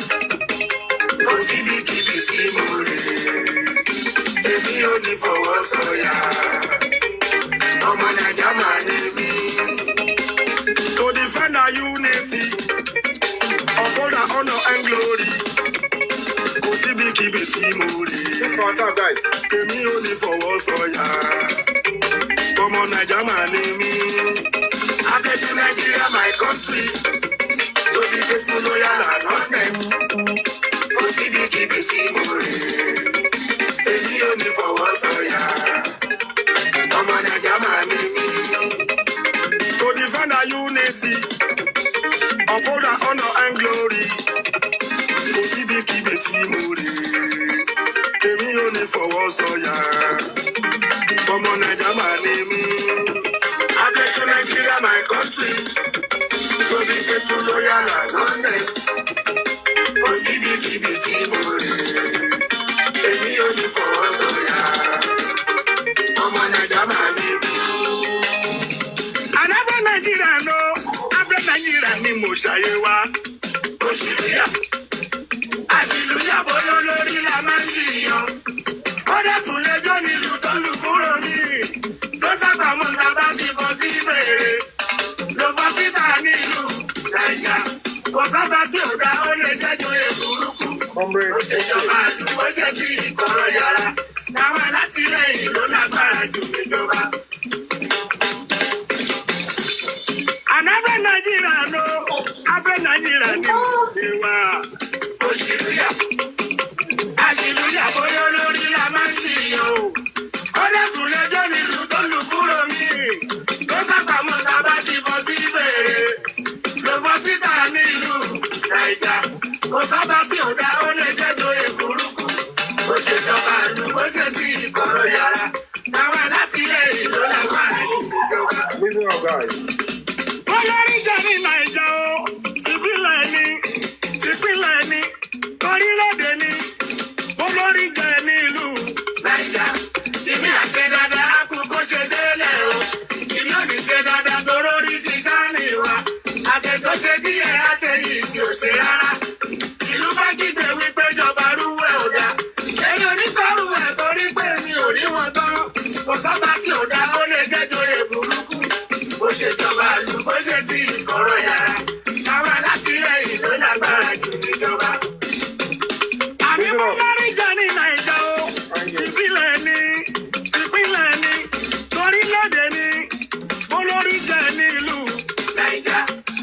ṣe dáadáa. Bó ṣe délé o, ìmọ̀ mi ṣe dáadáa tó lórí ṣiṣẹ́ ní ìwà. Àtẹ tó ṣe díẹ̀ àtẹ̀jì kò ṣe rárá. Ìlú bá kígbe wípé ìjọba rúwú ẹ̀ ò dá. Èmi ò ní sọ́rù ẹ̀ torí pé mi ò rí wọn tán. Kò sábà tí ò dá ó lè jẹ́ tó yẹ burúkú. Bó ṣe jọba ìlú bó ṣe fi ìkọ̀rọ̀ yàrá. Àwọn alátìlẹyìn ló lágbára jù níjọba. Káyọ̀sẹ̀ mi yẹ níwọ̀n ọ̀la.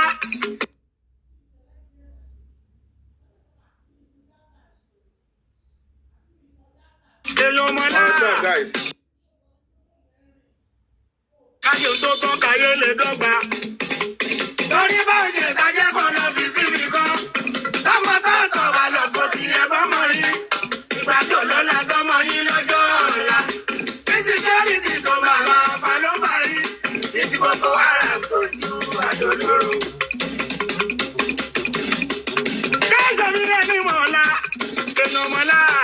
Káyọ̀ tó tán káyé lè dọ́gba. Torí bá ṣe ìdájẹ́ kan lọ fi síbi kan. Tọ́mọ tọ́tọ̀ wà lọ́kọ̀ kí ẹ bá mọ̀ yín. Ìgbà tí olóla tọ́mọ yín lọ́jọ́ ọ̀la. Bí síkírítì tó máa ma fa ló bá yín. Ní ti Boko Haram tó ju àdólóró. Ẹ̀sọ̀káyé sọ pé Nàìjà o, kò máa lè dá. Ẹ jẹ́ ká gbìyànjú ká jọjọ ọmọ Nàìjà rere. Ká tẹ̀lé òfin káyé máa tó. Ẹni tó lè re ire Jerusalem o, kò ṣe rere sílẹ̀ kó ń gbọ́ máa lè bá rere. Àríkáyé sọ pé Nàìjà o, kò máa lè dá. Ẹ jẹ́ ká gbìyànjú ká jọjọ ọmọ Nàìjà rere. Ká tẹ̀lé òfin káyé máa tòfin lójú. Ẹni tó lè re ire Jerusalem o, kò ṣe rere sílẹ̀ kó ń gbọ́ máa lè bá rere. Abọ́sọ̀tò olórí nìkan, àbọ̀ ọ̀rọ̀ ni. Káyé sọ pé olórí ò dá. Ìwọ tó sọ pé olórí ò dá. Ìbá kí ló ti kó kan níbi pé kó lè dá. Ìwọ tó lè jọmọ ẹ̀yìn rere. Kó lọ́pọ̀túnìtì láti wá ṣe sídẹ́pọ̀ yẹn. Ìlàrí dájú ò pé wọ́n gbà padà ṣe rere. Abọ́sọ̀tò olórí nìkan, àbọ̀ ọ̀rọ̀ ni. Káyé sọ pé olórí ò dá. Ìwọ tó sọ pé olórí ò dá. Ìbá kí ló ti kó kan níbi pé kó lè dá. Ìwọ tó lè jọmọ ẹ̀yìn rere.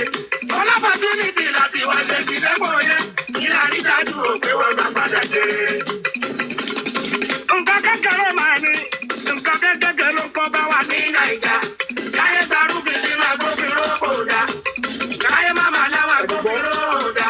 Tó lọ́rẹ̀ aráàlú ṣáde wọn mọ̀ mọ̀ yẹn dájú. Nǹkan kékeré máa ní. Kò dẹ̀ dá. Nǹkan kékeré ló kọ́ bá wa ní Nàìjà. Káyé gbarúfin sínú agbófinró kò dá.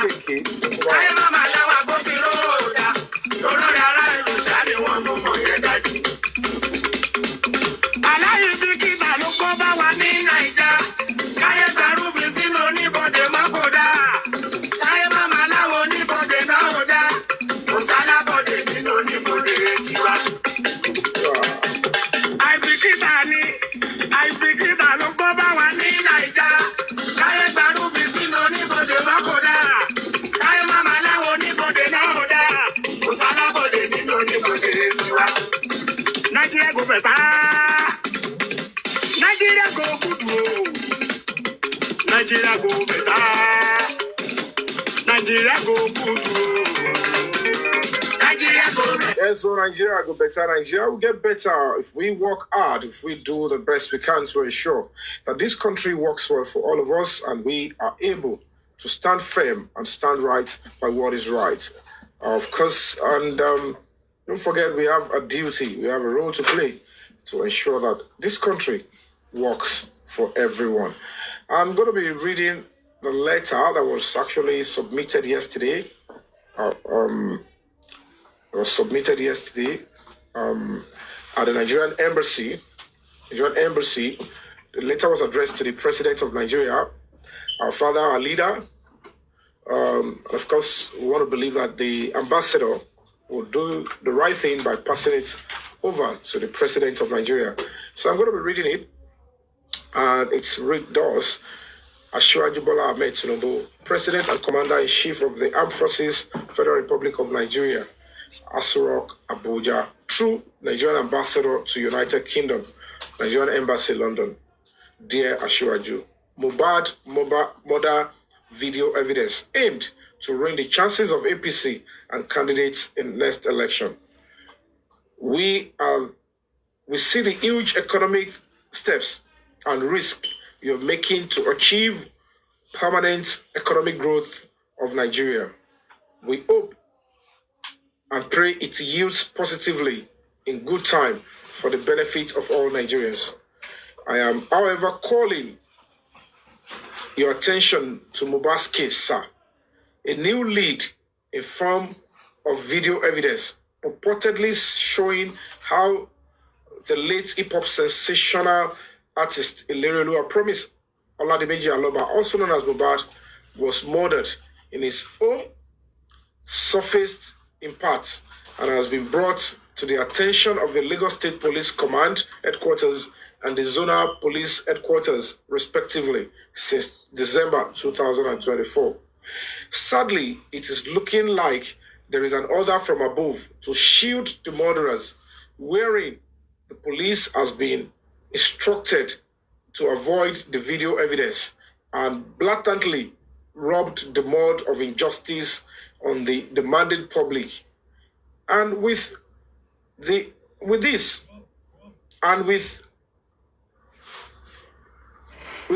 anarchy looms, no public will accept a government or police institution that openly shield murderers.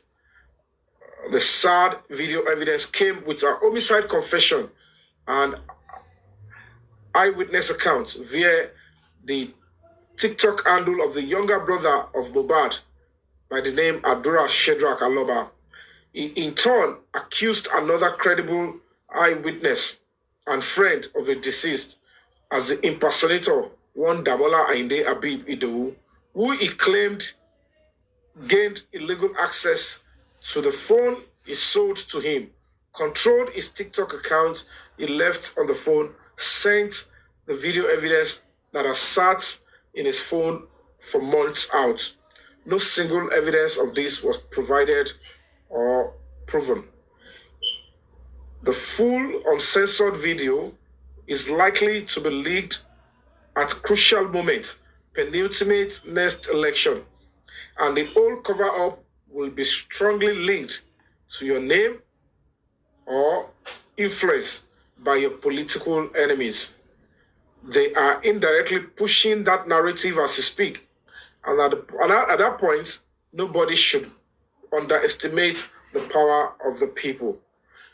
Nollywood and the entertainment industry have always stood by you. And if this can be done to one of us, Mohbad, it means it can be done to any of us. Justice for Mohbad is non-negotiable.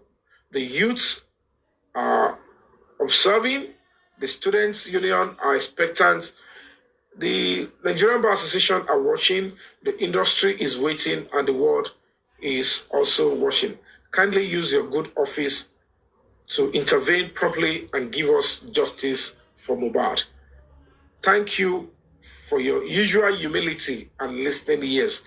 That I can tell you categorically, Asiwaju Bola Ahmed Tinubu is humble, he's got listening ears, and is a leader in all ramification. Signed, Yomi Fabiyi, Nollywood actor and convener of Break the Silence Foundation and the Human Rights Ambassador with U.S. Embassy, Lagos and Crowley, and of course, Human Rights Consultant with U.S. IDHR. Thank you. And there's a letter that was actually submitted to the Nigerian Embassy that will, of course, be passed to the president or to the presidency so that they will look into it and understand that apart from the fact that justice for Mohbad is his alienable right, they want to use it. They will use it to want to cause chaos and make this government to. And this is a credible information that I would not want to overstretch at the moment. But they will understand. They should understand, those that really have the core interest of Asiwaju and his government at heart, particularly the next leader of Lagos State. They should know that that is a strong and a crucial one that I am risking my everything to push out so that they will take cognizance of it and use it quickly and ensure that Mohbad get justice as quickly as possible so that the young people will believe strongly when we tell them that Asiwaju's government is for justice and he has no hand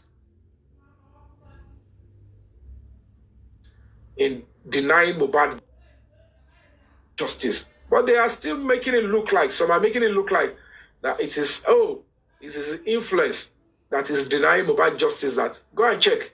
They are, whoever it is, order from above, this and that. It can only take somebody like Asiwaju to say, deny Mohbad justice and deceive the public. And I'm telling you, I'm doing my best to speak up now so that the world will know certainly that, no, that is not the kind of presidency he wants to run. I'm not saying people in government are not trying to sabotage and ensure that Mohbad does not get justice. But this one, and with what we know, and something that has come up, the series of evidence, series of lacunas, look at accusation and counter-accusation. The father of Mohbad said, my son died on the 11th. And the nurse who is being charged by Lagos State government said she came in on the 12th. So about the treaty. I don't know what they take Nigerian society and the Nigerian people for, but it's quite sad that we keep having people like this in government, and I don't know. The more we allow people like this, the more we allow what will happen to our children and ourselves in future. But I want to believe something drastic will be done and Mohbad will eventually get justice, because that's the only way the public can trust this government and will be courageous to say they want to walk out and vote for this kind of a government. Because whether at the state level or the federal level, but if justice is going to be denied the way it is now, I won't be so stupid to vote for any kind of a government that will make a mess of somebody's life because few or three people are involved, or they are saying Wala Wambe, or they have money to throw around. No, it's absurdity. And look at it. That's the way society should run. Taking people's life arbitrarily is a serious criminal offense. It's capital offense. It's not something that we'll start trivializing or we'll be making a mess around it. Our stage, at Gometa, the driver said 3 a.m. 3 a.m. they rushed out. They said Mohbad was bleeding. So 3 a.m. nothing bleeding. No swallow the bed because that was on the level. So Mohbad was bleeding on the level from 3 a.m. What led to the bleeding? So they left somebody bleeding in the house. It's not a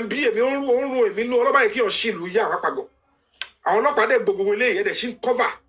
And they call once you blame those people that will say this country should go into, because I can't even make any sense. Okay, bleed you. Don't feel it. Man, you met a rush. Mohbad is bleeding. Then you can rush here, lost hospital. And one low because maybe they went to bring somebody that will come and one low because one big father. Iwo yawo de wa nbe, iwo àbúrò ọmọ ìyá ọba wa nbe. Èyàn kan wá bọ̀ ta ni ìyá ìtara ọmọ ni kò fẹ́ lose ọmọ méjì. Nonsense with it. So those such people should be in our society. They will think with money and little connection, you can take anybody's life. Maybe it's your life. Maybe the next person that might take a life. You want to so pay. Itara money. Bad baby tiẹ̀ náà. Then we'll say itara money now. Itara money kini. Not by your tongue if you call. What broke Mohbad's leg? What broke his leg?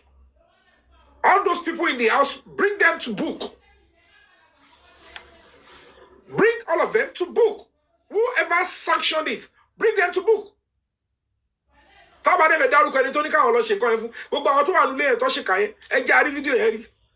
And the video exists.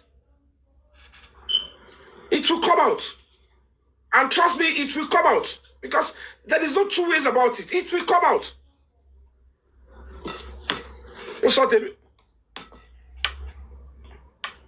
I played my part.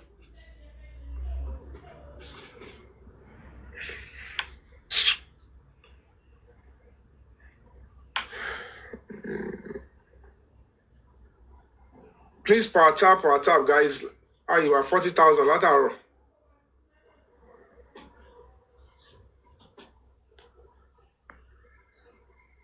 House is on Yomi Saloko. Salome.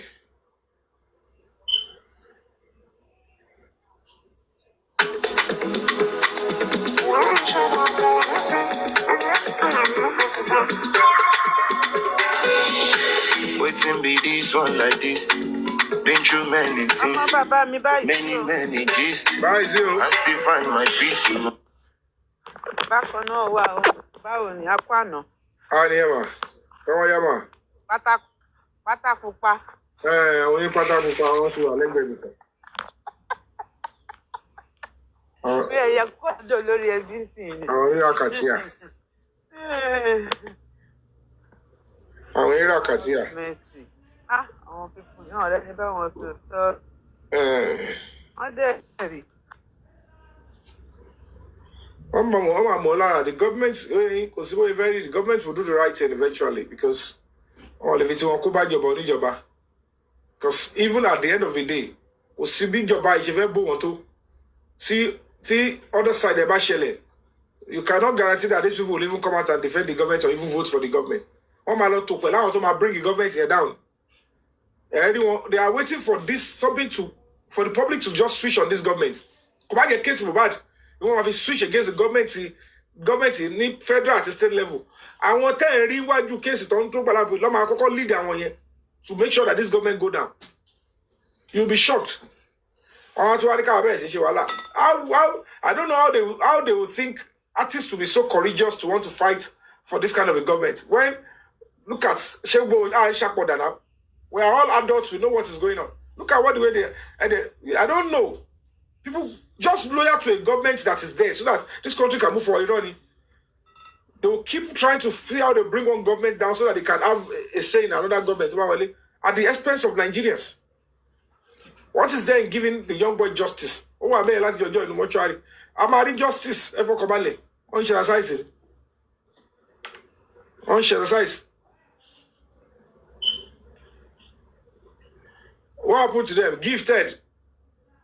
What happened? He said, remember to tell Yomi what happened to you and Andy on Paparano Safam. Gifted, are you there? What I go to recall? Is this something you'd like to discuss?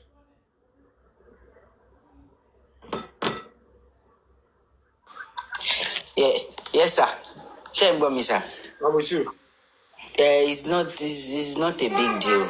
Wọ́n kàn béèrè ní pé àwọn fẹ́ rí camera mi, and I told him I'm not up to 1,000 followers, so I cannot open my camera. So it was like, why am I always trying to come up and defend you always? That he has noticed that, and I'm like, when somebody stands with the truth, it's only right for me to try and defend that person wherever I see that they are defaming him.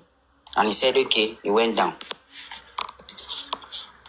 Oh, Shelori or the Yeah, the Papariano, exactly. Nítorí mo ń try láti sọ fún wọn pé ẹ̀yin kọ́ lẹ initiate ọ̀rọ̀ public lawyer yẹn. So, nǹkan tó ṣẹlẹ̀ nìyẹn. Okay. Andy ẹ̀ ló ń béèrè bẹ́ẹ̀. Yes. And to be honest, I was surprised because mo mọ̀ pé àwọn náà wọ́n máa ń wá lórí, platform mi wá sọ̀rọ̀. So I'm surprised why he was asking me that, but nǹkan tó ṣẹlẹ̀ nìyẹn ṣá.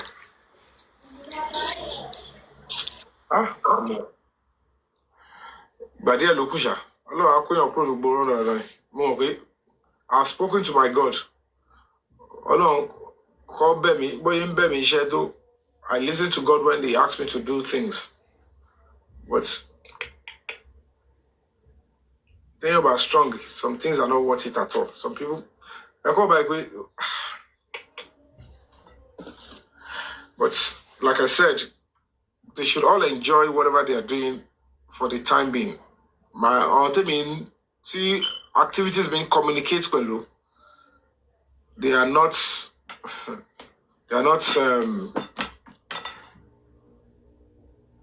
I know them, that they know me, and those ones they will never stop supporting. So, but it's quite unfortunate that it's only Nigeria no material and conduct. People that will never even lift their boats. Once this, once the beginning. But all I can just say is, my brother, personally, from me to you, I am sorry for whatever you must have gone through. I don't know you one-on-one. I don't know who you are, but God knows you. Maybe you are like your material life for me. Me, she fake account, really, I hear me. I have never done it. I've always tell God, it's just my fake account, Mama lost it. Me, you me on lo page ko lo ma gbon nkan ton so nbe which make me sheri me on gbon nkan ton so I would never do it. But the man so follow on it. No, I might stop saying it. It just about my fake account. So Mama feel like koko lo ku ya pa mi ko to digba yen. Me my mental health is very important to me. I would gbogbo yen ma believe pé nkan ta won so wa very vital, very important. The only thing they are trying to do is to just try to direct and knock off every means for us to get resources to fight this cause. Taba yo yen tó bá the advocacy mi en ko ba yo le ṣẹlẹ̀. Baba just case me but I believe anything or anybody. It came natural because I started from beginning. People stood by me and I said no. During the answers, I want to send money Emiko Eloberi.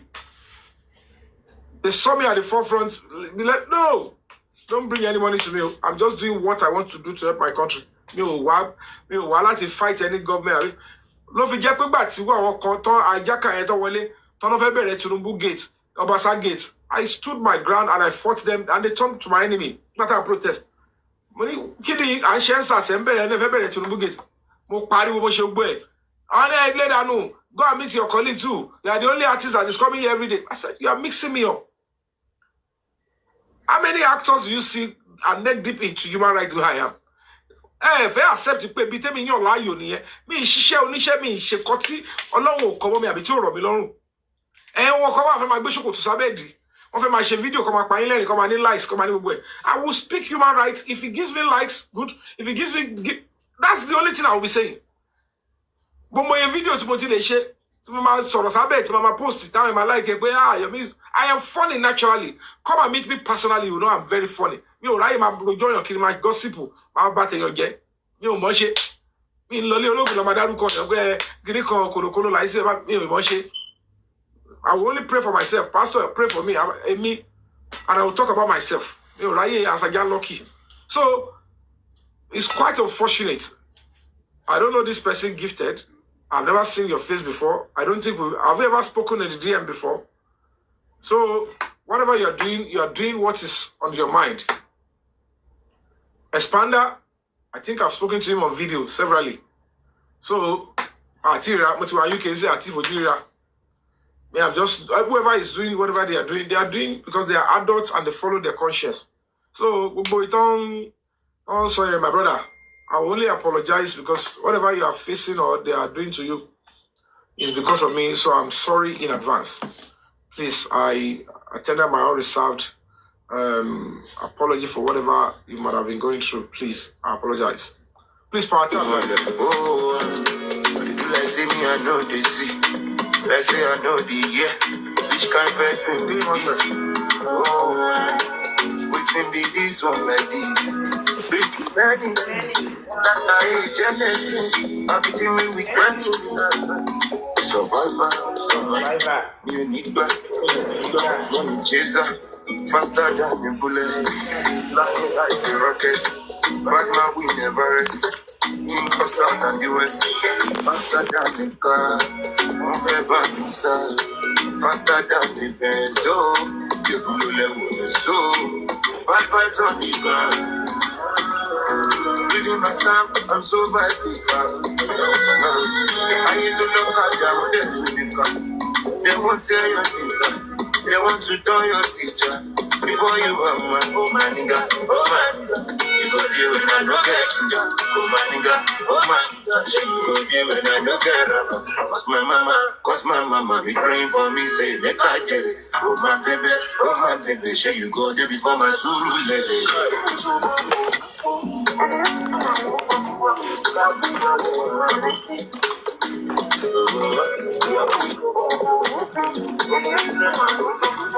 So, Gifted, thank you so much. This is for you. Thank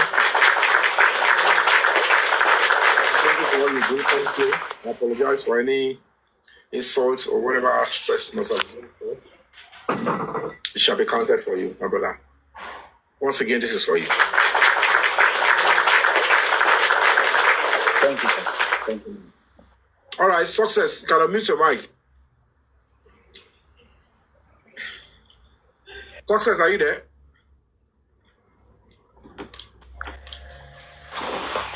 Success. Success, are you there?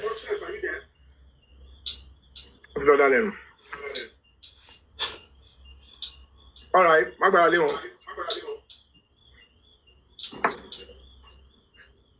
My brother Leon, are you there, man? I'm here. Class solo no. Me too. It's all speaker here. Phone yìí lọ sí ilé jẹ́nu ìwà. Kí gbẹ́nu sí máìkì. Ela máìkì. Normally no mi really mo tẹ́yìn wà lẹ́nu ẹ̀ kí n tó wọlé. Bá dẹ̀ ṣe sọ̀rọ̀ tán lẹ́ẹ̀kan mo bọ́ síta so network lọ. So mo ṣẹ̀ṣẹ̀ padà ń sìn. So Ọlọ́run á fún wa ṣe torí wọn people yẹn ọ̀rọ̀ wọn àfi sùúrù. Kíní kan tó ṣàn ló ní kí ló tó ń kíní kan ló ní kí gbẹ́gìrì ṣàbáwò ló mérè jẹ̀kọ́. So ẹjọ́ ọmọ tó kú ni ọmọ tó kú ló fi yẹ fòkó. Ọmọ tó kú ló fi yẹ fòkó dó. Ibi tí mo lọ lánàá, ṣé ẹ̀gẹ́ sí mi? Ó ṣọ́ọ̀kì wọn. Okay. They never expected it. Wọ́n dẹ̀ ti plan nǹkan máa jáde. So bọ́n ṣe ni pé a ṣe yẹn báyìí wọ́n pé what is going on? And the koko of the matter is this. Ọmọkùnrin yóò nọ̀rọ̀ gbọ́. The koko of the matter is this. Ó kéré ó pọ̀ jù èèyàn kan àbẹ́yàn méjì ni. Wọ́n máa rí pé mo dúró síwájú bẹ̀yẹn.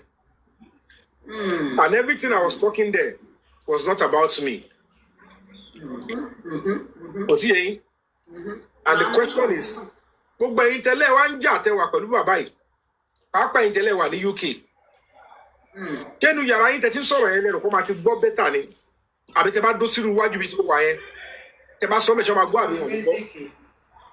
Àgbà àwọn kí ló ń ṣẹlẹ̀ o.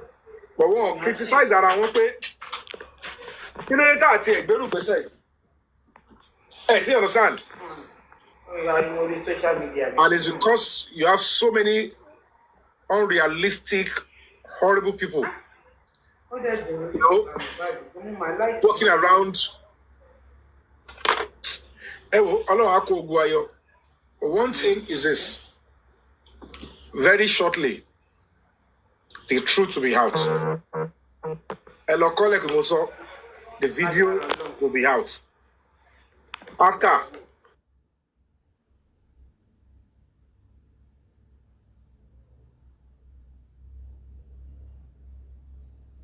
Followed by the CCTV, followed by the neighbors.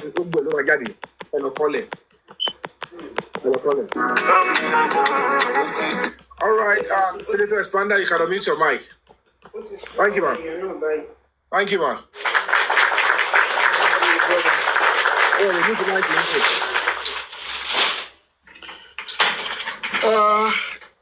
Mr. Yomi, Kusha. You're well, Adúpẹ́ fọ́lọ́run. Ẹkú kó bá dá, Ọlọ́run á jẹ́ kó dá. Àmín.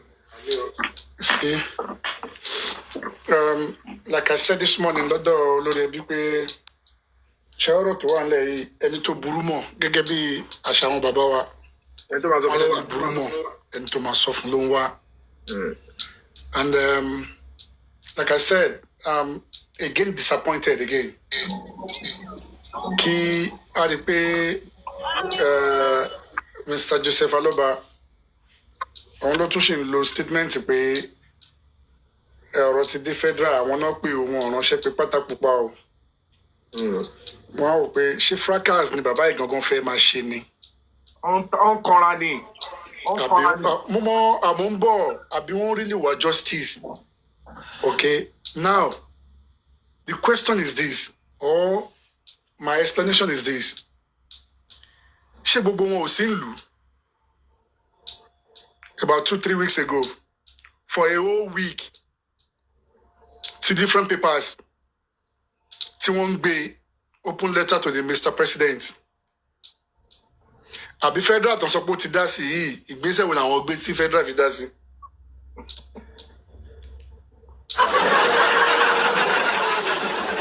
No, that's the question tá fẹ́ bí wọ́n bóyá àmọ́ wọ́n bá lè explain ẹ̀ ìgbésẹ̀ wo náà gbé tí federal fi dá sí. ẹni tó ń tọrọ wọn ní lọ́ọ̀yà àwọn ló ṣiṣẹ́ lábẹ́. So Òkóbó bímọ sí tòsí abẹ́ náà nílẹ̀ àtijọ́ iná sábẹ́ náà kan náà ti ń ṣe ni.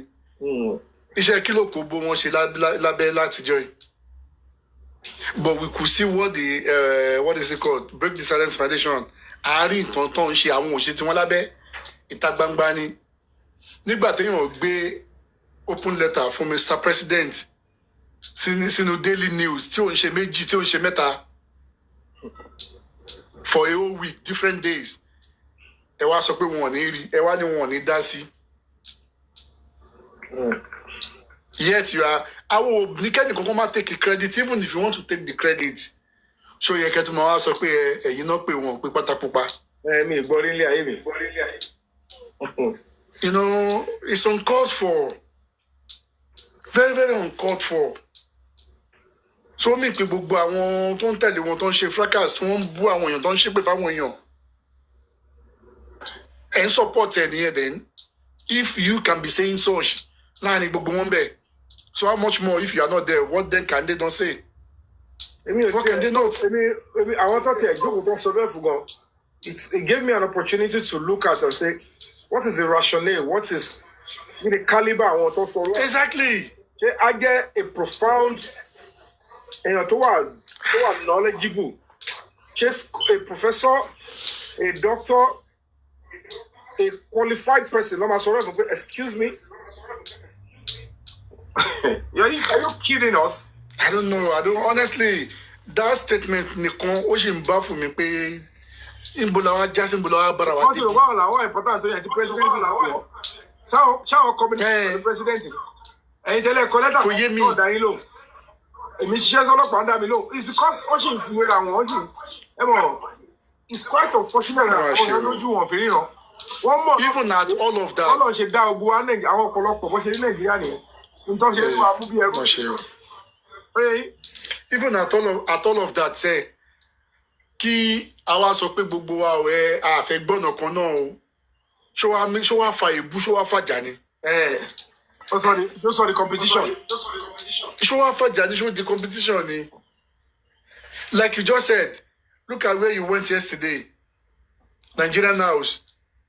You were not talking about yourself, you were not talking about your property or what you want to become. Lórí pé kọ́mọ èyí Justin tó bá ti ẹ̀ jẹ́ yẹn nìkan lásán pé mi ti ẹ̀ láìkì Yomi yìí o but gbogbo ibi tó wá ń lọ ó ń jà fọmọ mi. That alone. I don't know, I can't understand. Ẹ rí pé wọn ò lè béèrè lọ́wọ́ wọn nítorí pé lára wọn tó wà ní sákùn yẹn ni wọ́n delegate pé kó lọ bẹ̀rẹ̀ sí lọ máa attack àwọn neighbor Mohbad. Òun ni wọ́n ṣe sọ fún Mr. Famuyiwa yẹn pé make it make sense. Ta ló rán lọ? Why didn't you send a lawyer? Àwọn lawyers tí àwọn public dáwọ́ fún lọ sí estate Mohbad. Ṣebí tó sọ ní pé lawyer lè fẹ́ rán lọ. Àwọn olè rán lọ tó lọ hack into the database of neighbor Mohbad tó fi ń threaten wọn. Gbogbo question tó béèrè lọ́wọ́ ẹ̀ náà ìwọ ló dáhùn. Ṣé bó ń parabọ́lé tì? Àní tó tẹ̀ jó lórí ibẹ̀ nìyẹn pé ẹ kò lè máa sọ fún wa pé ẹ̀yin lọmọ yín kú ẹ̀ wá justice ẹni ẹ̀ láìkí ẹ̀ o. Ẹ ti agree pé máa rányàn lọ kí ló tẹ wá ló fake person lọ tẹ wá ní lọ́dún lọ òun ló ní kẹ ló fẹ́ yàn kan lẹ̀ tó ní kọ́ lọ. At least ó jẹ́wọ́. Gbogbo wọn dẹ̀ jókòó síbẹ̀ wọ́n dẹ̀ ṣe dáadáa. Ó jẹ́wọ́ ẹ̀ẹ́dẹ̀gbẹ̀rẹ̀ question ẹ̀ lọ́wọ́ ẹ̀ẹ́dẹ̀lẹ̀ you know. Bóyá àwọn yẹn nìkan ló ṣe rí family yẹn anyway. Ó wà pathetic honestly and at the end of the day another question tí mo ń béèrè ni pé pẹ̀lú gbogbo ẹ̀yin náà pé náà what is the way out? Kí ni way out tẹ́ ní? Kí ni way out tẹ́ lálẹ́? Bàbá wọn ní choice ọmọ comply. Àwọn tó ń ẹ ní way out ẹ ní anything. Ní kẹ́ wá sọ plan yín fún wa. Now they went to court. I think the court started yesterday. Pé tó ń charge Attorney General of Lagos State pé why tó fi máa yọ Naira Marley àti Sam Larry kúrò. And my question is tí tàbá tí gbogbo abájọ wò tó bá bá làákàyè mu ẹjọ́ ṣé ní corona inquest yẹn àbí lọ́dọ̀ ọlọ́pàá ṣé wọ́n ti tender any evidence to indict àwọn people yẹn ni. Because that is what I don't know. Everybody to confess fóun ló rán àbí ṣé anybody ti jẹ́wọ́ pé lápẹ́jábà àwọn náà rán mi o. bóyá nọ́ọ̀sì yẹn dẹ̀ ti jẹ́wọ́ àbóyá àdúrà dẹ̀ ti sọ fún wọn pé whatever road tí mo bá play àwọn tó pè mí lórí fóònù tó ní kí n ṣe nǹkan tí mo ṣe nìyẹn o maybe so let's wait wọ́n lè jẹ́ wọ́n ní rí ìlọ́mí ṣe bẹ́ẹ̀ ẹ jẹ́ àbáwò ìgbà náà ṣáà lè máa wò. That's just my question because me I don't know and we don't know. You know, unless and until tẹ́ bá ní lead evidence because àwọn nǹkan tó yẹ kí wọ́n challenge àwọn ọlọ́pàá lé lórí wọn challenge wọn lé lórí fún ara bàbá náà wọn rẹ́ jẹ́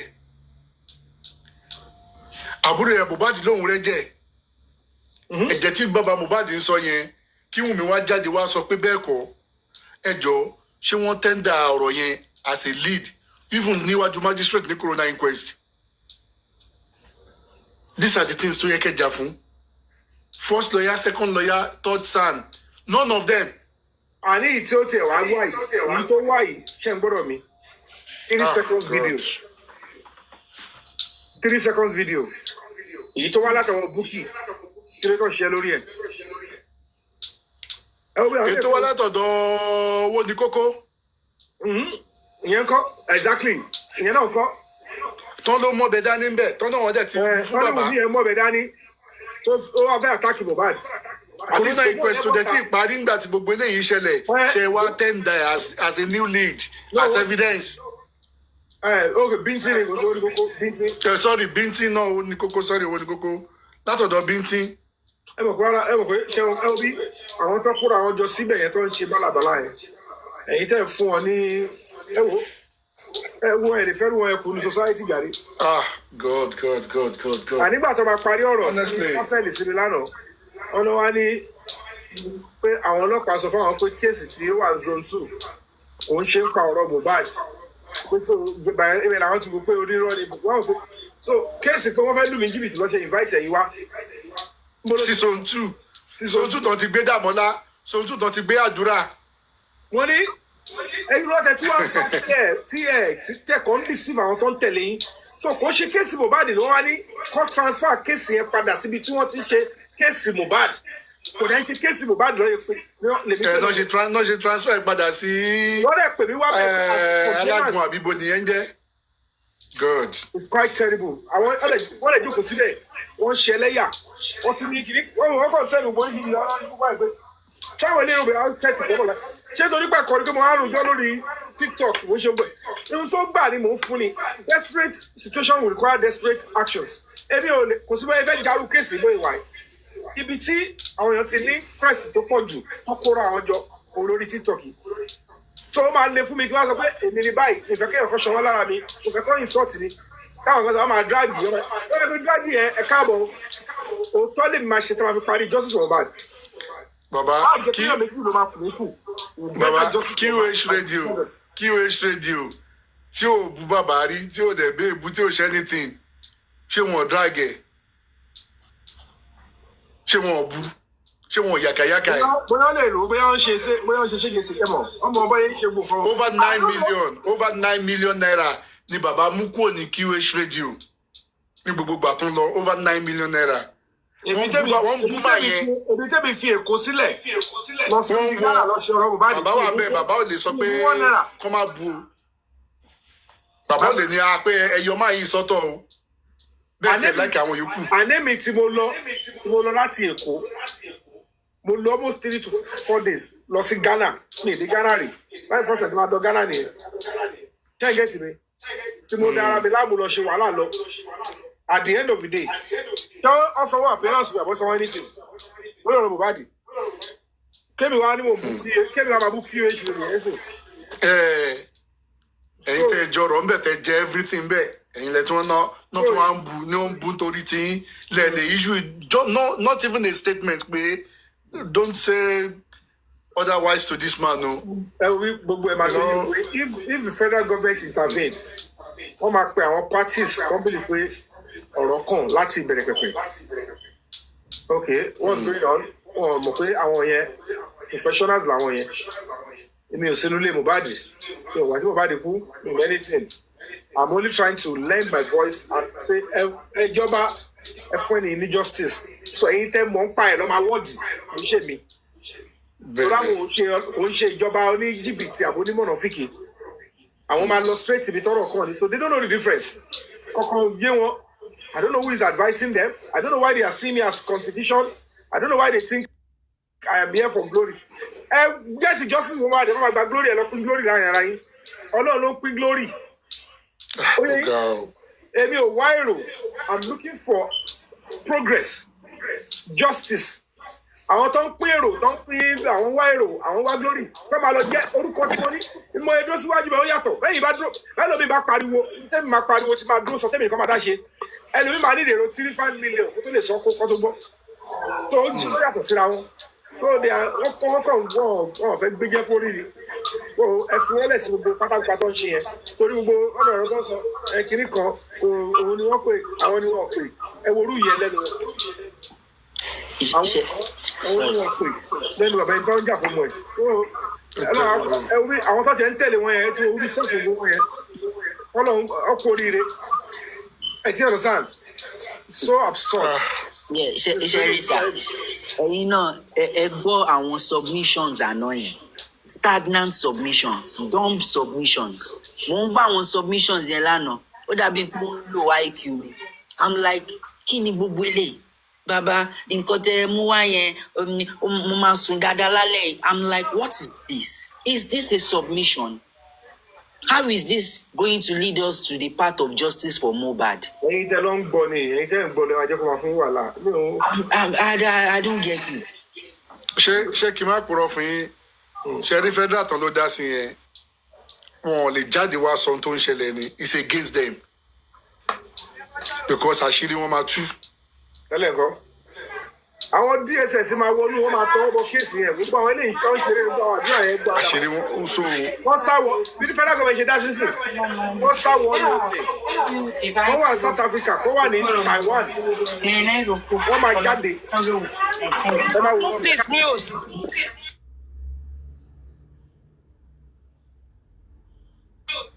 Aṣíwájú ò máa kì í ṣe gọ́ọ̀mẹ̀ntì aṣíwájú ò máa ń ṣe dọ̀tí máa tẹ̀lé ẹ máa ń fi rẹ̀ kú rẹ̀ lẹ́jọ̀bọ̀ oníjọba lára. Ṣé kọ́ ìtẹ́ ìpara ìjókòó ẹ̀pà ẹlẹ́lẹ́ni sínú ilé ẹ̀? A promising young boy. Ẹ wá ní ẹgbẹ́ fi ṣe gbolé. For good 1 week, lọ́ fi ṣe publication, open letter to the president. Èló lẹ́rù pọ́n ṣe publication. Ìyá kan wá ń sọ. Èló lẹ́rù pọ́n ṣe publication. Ìyá kan wá ń ṣe báyìí. Èmi ni igi àkọ́ṣe àdúgbò ẹ̀jẹ̀ ẹ̀jẹ̀ àlọ́ sẹ́ẹ̀tì ẹ̀ lulẹ̀ wa. Kí lè sẹ́ẹ̀tì lulẹ̀ yìí? Ẹ bá fẹ́ jẹ́wọ́ àti búrẹ́dì lulẹ̀ yìí. Ẹ fẹ́ bára yín sùn ẹ̀ lọ sẹ́ẹ̀tì ẹ̀ lulẹ̀ yìí. Tó bá ti pa èèyàn lórílẹ̀‐èdè Nàìjíríà, kò sófin tó sọ pé fámìlì ló gbọ́dọ̀ sẹ́ẹ̀tì ẹ̀. Kí ló ń jẹ́ fámìlì? Àwọn tí ò mọṣẹ́ ìjọba àbáwọn ọlọ́pàá tí ò mọṣẹ́ wọn ṣẹ́ lọ́wọ́ ní but ẹni tó lọ́mọ ẹ̀ náà ni òun ló sọ pé sápò ara yín. Nígbà tẹ́ ń tí àwọn ọmọlọ́mọ mọ́lé mọ̀ pé fámìlì yìí máa ṣe ṣe fámìlì yìí sẹ́ẹ̀tì ọgbà ẹ̀ pariwo pé ìjọba ẹ bá wo òkè ẹ bá wo àwọn òní dírẹ́sì o ká tí mo àwọn tẹ́ máa fèsì gbà yẹn ẹ wá change pẹ̀ṣẹ̀ ní pé ìjọba náà ẹ wá change story ẹ wá wá àwọn ọmọlọ́mọ tí àwọn ti bí wọn bóyá lára àwọn míì tí wọ́n arrest tọ́tí mọ́lé yẹn òbí mi wà bẹ́ẹ̀ àìsàn ló ti gbá àìsàn látìgbà yẹn. Yes now. Ẹ pariwo prime boy wọ́n ti prime boy mọ́lé fóṣù mẹ́ta. Òbẹ́ ní ìzọmọ méjì ọmọkùnrin náà. Ẹ pariwo ẹ ṣe kankan njọ́dọ̀ dárúkọ sómò lẹ́fù bọ́ta. Prime boy yìí kẹ̀dẹ̀ rèé ogún yẹ ogún bàbẹ́ Mohbad yìí jẹ́ mbẹ́. Ẹ torí ẹ̀ jáde ẹ torí ẹ̀ jà pé rọ́ kan fi prime boy lẹ́ o òun kò sí mbẹ́ ńgbà tán ọjọ́ wálé o kìnnìkan o ẹ sọ́gbọ́n kankan. Wọ́n wá dárúkọ sómù ẹ̀bẹ̀ bọ́ta láago kan òru. Ẹ má gbàgbé gbogbo ilé kásá ẹ má gbàgbé pé bàbá yẹn ní kọ̀lọ̀fín tẹ̀. Ó ní kí ni? Ó ní kọ̀lọ̀fín bàbá yẹn nínú ẹ̀. Of course n tó fa gbó ìkọ́ra ẹ̀. Ọwọ́ bàbá yẹn ò clever ẹ̀sìnlẹ́dà ẹ wò ó tán bá pose kẹ̀sùn mẹ́rin fún bàbá yẹn ẹ̀ rí pé ọ̀kan ní máa ń dáhùn.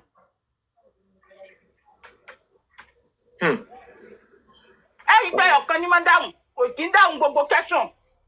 Ǹjọ́ tí fọ́nṣọ́ọ̀sì wèrè yẹn fọ́nṣọ́ọ̀sì tó ń kígbe tó ń ṣépè fún mi Táyọ̀mí. Ǹjọ́ tí fọ́nṣọ́ọ̀sì ń bi bàbá pé ń gbọ́ bàbá mi Táyọ̀mí sọ fún yín ó fún yín ní nọ́mbà ọlọ́pàá kí bàbá yẹn tó dáhùn kẹ́sùn yẹn ó kọ́kọ́ mí kalẹ̀ mẹ́fà kò wá tó wá sọ nǹkan tó sọ ni pé ṣé òun ni kóun lọ bá ọ̀gá ọlọ́pàá ìwọ lọ́mọ ẹ kú wọ́n bẹ́ẹ̀ bá ọ̀gá ọlọ́pàá sọ̀rọ̀ ṣebí ìwọ náà pè ẹ̀wọ́ lọ́lọ́ sọ̀rọ̀ tó fẹ́ ọlọ́lọ́ sọ fún ọlọ́pàá wọ́n ní pé kó lọ́dọ̀ ọ̀gá lọ ó lè ní bàbá yẹn ó lè gíra elérìbú olóṣì. ilẹ̀ máa tó mú bá wọn wọ́n bọ̀. apààyàn ní bàbá Mohbad mo sọ níbi tí èrò gbé pọ̀ gúrẹ́sì mọ nọ́mbà mi nǹkan tó bá fẹ́ ṣe kan ṣe apààyàn ó lè bàbá yẹn ló pa Mohbad bàbá yẹn mọ̀ ń papọ̀ ọmọ yẹn. ilẹ̀ máa mọ́ bá wọn wọ́n bọ̀. bàbá yẹn mọ̀ bàbá Mohbad mọ̀ ń papọ̀ Mohbad ẹ rí i pé ìgbà tí wọ́n sọ̀rọ̀ Zomo bàbá bẹ́ bọ́ta ìgbà tí wọ́n sọ̀rọ̀ Blessing bàbá bẹ́ bọ́ta ìgbà tí wọ́n sọ gbogbo nǹkan tó bá ti fẹ́ jọmọ́ pé wọ́n fẹ́ rí òdodo ọ̀rọ̀ báyìí bàbá mọ̀ bẹ́ bọ́ta bàbá mọ̀ ṣe fẹ́. àní kí ló tiẹ̀ lè fà á kí ló fà á tí Blessing yẹn tó fi ń ju nǹkan sí ojú oró àdébí tí ìyá tó bí mi lọ́mọ wọn ò gbọ́dọ̀ fẹ́ sìn ìyá mi kì í máa ju aṣọ funfun sójú olórí ẹ̀ ṣe bọ́ mọ́ mi. elérìbú tó kóra wọn jọ pẹ̀lú àwọn yẹn olóòótọ́ ọ̀rọ̀ sọ́kọ́ ẹ̀ wọ́n lè jèrè ọmọ wọn kò ṣe bálabàlá kiri ni. akúṣẹ̀ ni Joseph Aloba ẹ lọ wo àwọn interview tó kọ́kọ́ ṣe níjọ́ àkọ́kọ́ tọmọ yẹn kú ẹ rí i pé kò sọ̀rọ̀ bí ẹni tí ikú ọmọ yẹn dùn. ẹ lọ wo dáadáa ẹ lọ wo àwọn interview tó kọ́kọ́ ṣe ẹ rí i pé kò sọ̀rọ̀ bí ẹni tí ikú ọmọ yẹn dùn ẹ rí i pé ó ti parí iṣẹ́ iṣẹ́ tó ní kò ṣe ó ti parí ẹ̀. Wùmí nìkan kọ́ ló bá Mohbad jà Wùmí bá Mohbad jà clearly àti gbọ́ gbogbo nǹkan tó ń sọ yẹn àti gbọ́ ṣùgbọ́n bàbá ní nǹkan tó ṣe nípa lára ọmọ náà kan tó lọ sí. bóyá nǹkan tí ọmọ yẹn fi pè tó ní bàbá ṣé owó tẹ̀ ń ṣe yìí ẹ fẹ́ pa lè hàn bẹ́ẹ̀ ṣe pa ọmọ yín. ṣé lásán ni ó sọ ni ṣé lásán ni ẹ̀yin náà lọ nítorí wọn ọba gbogbo ọ̀rọ̀ ẹ̀kọ́ ló yẹ ká kó dàbí bí irọ́ gbogbo ẹ̀kọ́ of course yẹ ká kó gbogbo ọ̀rọ̀ ọmọ náà dàbí bí irọ́ ìkan wà ń bẹ̀ kì í ṣe wèrè náà mẹ́mi tí bá tẹ̀ ń fa gbó tí ń fa kólòsì ó tẹ̀ ń fi ń bojú pé bàbá ọkọ tòun ni náà ó fi ń bojú náà ní pé bàbá ọkọ tòun ni ló wà pé bàbá ní ó fún bàbá lépè bẹ́ẹ̀ tí kò bá ti ní pé wọ́n ti jọ ní nǹkan kan tí wọ́n jọ ní pọ̀. adẹ́gbó jẹ́ pé bàbá ń bá Wùmí sùn gbà tí wọ́n wà ń bẹ̀. àti pé kí ló dé tó sáré ré normally kémi mọ́ o tó bá sin òkú ó máa take 3 days kí iyẹ̀pẹ̀ yẹn fi kì kó tó wá rẹ̀ kí ló dé tó sáré rẹ̀ lẹ́sẹ̀kẹsẹ̀. káṣí wọn má bàa tú nànà ní kátà ṣe káṣí wọn má bàa tú nànà ní. Joseph Aloba ó lè ní akúṣẹ̀ ni ó lè ní àwọn interview tó kọ́kọ́ ṣe lákọ̀ọ́kọ́ kò sọ̀rọ̀ bí ẹni pé ikú ọmọ yẹn dùn ó sọ̀rọ̀ bí ẹ ò dájú kí bàbá kan mọ bí bàbá ń pé kí ni ikú olópa ọmọ ẹ̀ kó sọ ní pé àwọn ajúnilọ ló fi àjùlọ hàn ọmọ tó dùn wọ́n tó bẹ́ẹ̀ ọmọ ológo kí wọ́n ní pé àwọn ajúnilọ ló fi àjùlọ hàn wípé àjùlọ ni wọ́n fi hàn eléré ẹlẹ́ṣẹ̀ wọ́n kọ́ fàjùlọ hàn ni wọ́n kọ́ fàjùlọ hàn ni.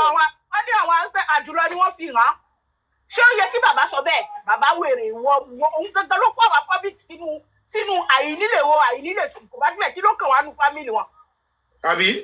àmọ́ bó ṣe gbé ọ̀rọ̀ yẹn bọ́tà ló jẹ́ kára ta àbí àmọ́ pé tó tẹ̀ sí lè wú òkú yẹn tó tún lè wu inú ilẹ̀ tó fẹ́ wu sí tó fẹ́ da padà sí yẹn ilẹ̀ yẹn á límì ní gbogbo alájọ ní ẹ̀tọ́ sí ilẹ̀ yẹn tí a bá ṣe rere sínú ilẹ̀ yẹn tá a bá gbin tó da sínú ilẹ̀ a máa késo tó da tá a bá gbin ìka ìtìwá sínú ẹ̀ ohun tí wọ́n bá kó ni.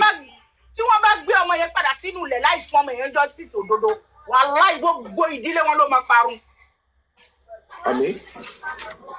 gbogbo ìdílé wọn ló máa parun nítorí wọ́n ṣìkà ìkà ni wọ́n ṣe bàbá yẹn wá mọ̀ dáadáa ní sí kàkà tí bàbá wa ran public lọ́wọ́ láti rí justice bàbá fẹ́ mọ wá gbé public lọ́wọ́ dání ó fẹ́ mọ mú wa lọ́wọ́ dání láti ẹ̀yin lẹ́sìn pé wá lẹ fi sentiment wa fi ṣeré ṣé àwa ò ní ọkàn ni àwa ò ní ọkàn táwa fi mí àbí àwa ò lọ́kàn òkúta náà kó sínú ọkàn fáwa náà wá kó ẹran sínú ọkàn fún fámìlì Aloba eré wọn ò pé bàbá Mohbad mọ̀ ń pa kú ọmọ ẹ̀ ẹ jẹ́ ká lọ sọ àwa náà la kọ̀ tẹ́lẹ̀ lásán pé wọ́n ní kò mọ̀ sí là ń bú gbogbo ẹni tó bá sọ ìsí yìí àwa sọ pé bàbá Mohbad mọ̀ ń pa kú ọmọ ẹ̀ akúṣẹ̀ ni akúṣẹ̀ gbàtó rí owó tánìsì ó fẹ́ wá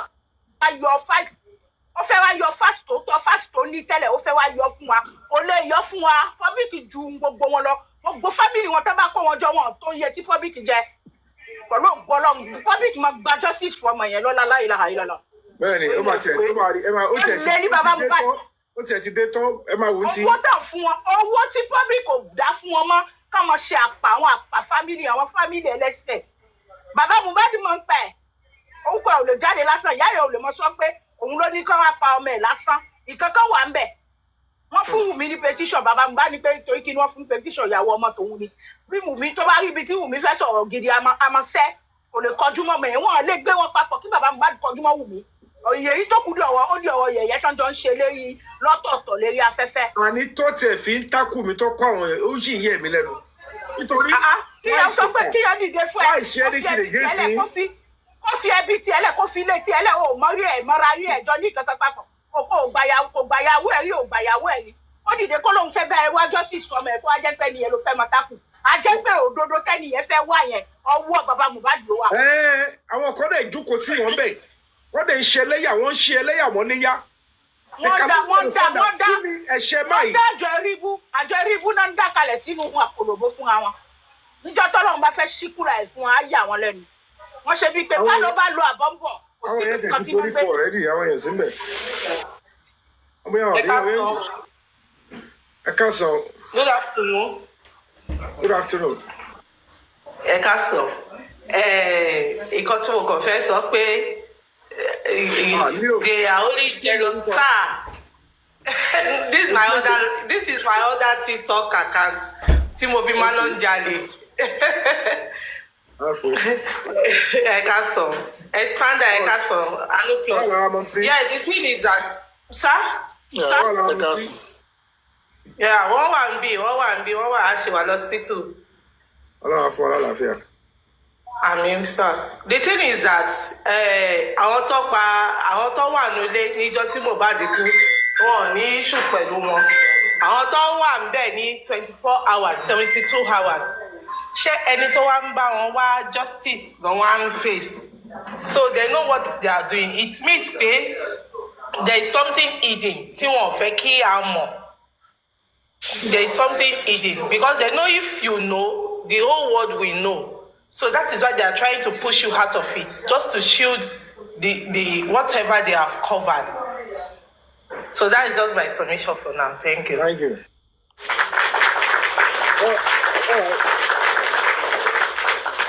Anu plus. Ṣé ti round up submission yín? Wọ́n àpòrí sà gbàgbà tí ìyá ẹ sọ òun ní ká sọ ọ̀nà. Ẹ jẹ́ ká máa pariwo fún wọn gbogbo ẹni tó bá fẹ́ bú wa kó bú wa gbogbo ẹni tó bá fẹ́ bú mi Táyọ̀mí kó bú ebú òṣò ebú òkè sí lẹ́mọ̀yà lára ká máa bú nìṣó ibi tí ó bá di pé owó dídá ibi Táyọ̀mí ẹ pariwo síta ibi báyìí mo nílò owó mo fẹ́ ṣe nǹkan báyìí ẹni tó bá fẹ́ dá ó dá kò sí gbogbo àlejò yàwó epo gbogbo àlejò kó ọpọlọ sísàlẹ̀ ẹsẹ̀ papọ̀ wo ẹ̀ Kàrímọ́ tí pariwo tí parọ́ kiri tí yọ̀ ọmọ ẹ̀sìn òbọ́ta Kàrímọ́ ní nǹkan tó ń sá pé kó mọ̀ jáde Kàrímọ́ pápá wà nù lé yẹn lọ́jọ́ tí mo bá dùn ìgbà tí wọ́n sọ pariwo ṣebí Kàrímọ́ ló jẹ́ káwa mọ̀ pé ọ̀rọ̀ 3 second video wọ̀ ní pé ọ̀rọ̀ CCTV wípé ọ̀rọ̀ òdodo ni ṣebí Kàrímọ́ nígbà yín pariwo síta wípé àwọn fẹ́ gba 3 million àwọn gbọ́dọ̀ lọ́wọ́ aláfiwà lọ́dọ̀ jìdí nígbà yẹn. First person to identify pé 3 seconds video yẹn ní Mohbad ní Kàrímọ́ yìí. Yes, ìgbà tó wá rí pé tó bá jáde tán àṣírí mọ tú òun pápá àwùkọ tòun mọ jáde ńbẹ ó wá di pé ó wá ń publish ó wá ń punishment ẹni tí ń wá justice òdodo ó wá ń punishment ẹ ó fẹ́ fi ba kéèsì yẹn jẹ́ wọn ò lè rí bàjẹ́ ọwọ́ Ọlọ́run ti wà lára kéèsì ìbàjẹ́. ẹ jẹ́ mo ti fẹ́ bèrè kankan Expander bóyá lè mo yẹ ènìyàn dá mi lóhùn mo ń ro mi ò ríro ní o Anu plus ọlọ́wà. ẹ kà yọ pé bóyá àwa ń béèrè pé káwọn èèyàn support ní tá à ń ṣe pé kọ́ support wa pẹ̀lú owó ẹjọ́ nǹkan wo ni wọ́n expect kí NGO ṣe lẹ́ni tó bá justice Mohbad tó yẹ kó ṣe tí a ṣe kó wá sọ ẹni tó ṣe wọ́n fẹ́ kí òdodo wọ́n sọ ẹni tó ṣe bẹ́tà túrúlù yẹn kó jáde wọ́n fẹ́ gé yín lọ́wọ́ dání kẹ́ padà sẹ́yìn ni kò kí ṣe pé wọ́n ti padà tọ́ wèrè èmi ọ̀rí wọ́n ń fẹ́lẹ̀ mi pele sí ni. Kò kí ṣe pé wọn rí nǹkan tẹ́ ń ṣe kò kí ṣe pé wọn rí effort yìí ẹ̀yin lẹ́dẹ́ la fi mọ update nǹkan tó wà ń ta bá ṣe mọ́ lọ tò sọ́dọ̀ Mr. Latini yẹn wọ́n máa ń pe mú ìwà kò ní dáhùn láti gbọ́ update tó bá dé tán English ló mọ̀ pọ̀lú lẹ̀ gbòó pọ̀lú wọ́ tó bá bí ní A Z ní ọmọ lọ́sọ tó bá bí ní W àmọ̀ lọ́sọ U kò sí nǹkan gidi kan tó sọ láti dé wá aṣọ Odùmọ̀ṣù yẹn a ti sọ tipẹ́tipẹ́ wípé báyìí lọ́ọ̀yà kan ò lè wà ní Amẹ́ríkà kó mọ jà fún homicide case ní Nàìjíríà lọ́ọ̀yà tó bá fẹ́ jà fún homicide case ó gbọ́dọ̀ wà pẹ̀lú wọn fast and fast kọ́mọ lọ ilé ọlọ́pàá gbogbo ibi tó bá yẹ kó wọ̀ kó wọ̀ àwọn òṣè yẹn wọ́n wà ní kíní wọ́n parí gbogbo owó àwọn àpà fámìlì àwọn ẹlẹ́ṣẹ̀ wọn lè ríwẹ̀ mọ́tò fi kú wọ́n kó wọn Mohbad fún wọn gan wọ́n á pa wọn ni kò ní tọ́jọ́ mẹ́fà. bí bó tiẹ̀ ṣe change ẹ̀ mọ́yàn lọ́wọ́ tí àwọn kan dẹ̀ lè máa rò pé mo kàn báyìí pé kí Nàìjíríà tó lè dá apẹ́ o káwọn kan tó lè máa wò báyìí pé ohun tí NGO yìí ṣe ohun tí ò bójú ṣé nítorí pé Yomi Fabiyi ló ń lead ẹ̀ tó dẹ̀ ń lọ bí òótọ́ because anybody tó bá lójú láwọn pé èmi ò gbọ́ pa kó o tó jáde ni whoever is involved should go down pé mo fẹ́ wà selective mo fẹ́ wà emotional mo fẹ́ wà sentimental ọkọ. Mr. Yomi ṣe rí wọ́n ní wọ́n lọ sí court lánàá another one ní Friday pé wọ́n gbé Attorney General of Lagos State lọ sí court pé why tí wọ́n máa exonerate kí wọ́n pè yìí Naira Marley àti Sam Larry now mo ní tó bá yẹ pé nǹkan tí wọ́n tún gbé lọ sí court nìyẹn wọ́n dá wa padà sí ìbẹ̀rẹ̀ pẹ̀pẹ̀ tí Mohbad ń pariwo ẹ bá mi wá náírà o ẹ bá mi wá Naira Marley o ẹ bá mi wá Sam Larry o òun làwọn náà tún rawọ́lé yìí tí àwọn méjèèjì yìí wà níbi tí ṣé wọ́n wà nílé ńdọ́tọ́ ọmọ wọn kú. nítorí gọ́ọ̀mẹ̀ntì ti ń tà láti yọwọ́ wọn kúrò ní pé let's stay neutral tí evidence bá jáde kó fèsì àwọn tó ṣe gangan bá mú àwọn tó ṣe gangan kẹ́ńgẹ́ tìrì tàbá rí fídíò yẹn tí Naira Marley àbí Sam Larry wá wà involve àwọn tó wà nílé yẹn tó bá dárúkọ wọn they go for them. bá ìgbà yẹn lẹ́sẹ̀ máa go for them. Corona inquest lẹ parí yìí ní evidence against wọn ẹgbẹ́ síwájú magistrate kò sí wá ní white wọn fi máa yọ wọn kúrò gbogbo àwọn yòókù tó wà nílé yẹn tún ní nǹkan kan tẹ máa fi nail wọn pé wọ́n tún mention Primeboy náà wọ́n tún Primeboy náà sí. èyí ó la mi ti àmì àmọ́. ṣé ká sọ tọrọ ṣé ń gbọ́dọ̀ mi. ó ga o. ṣé ká sọ tọrọ in that kind of a case tó bá gbé lọ tó bá yẹ pé wọ́n ní evidence tó concrete tó máa hold Primeboy àti Naira Marley àti máa rí tí same lawyer yẹn máa ti present ẹ̀ ní corona inquest ṣèbí tó bá present ní corona inquest àbí tó present ọ̀ tó wà no evidence no case file ọlọ́pàá tó point pé Naira Marley ṣe kankan àbí Primeboy òun ló máa determine ohun tí judge kejì máa gbọ́ pé you are telling the DPP that why do you think they should have been kept back?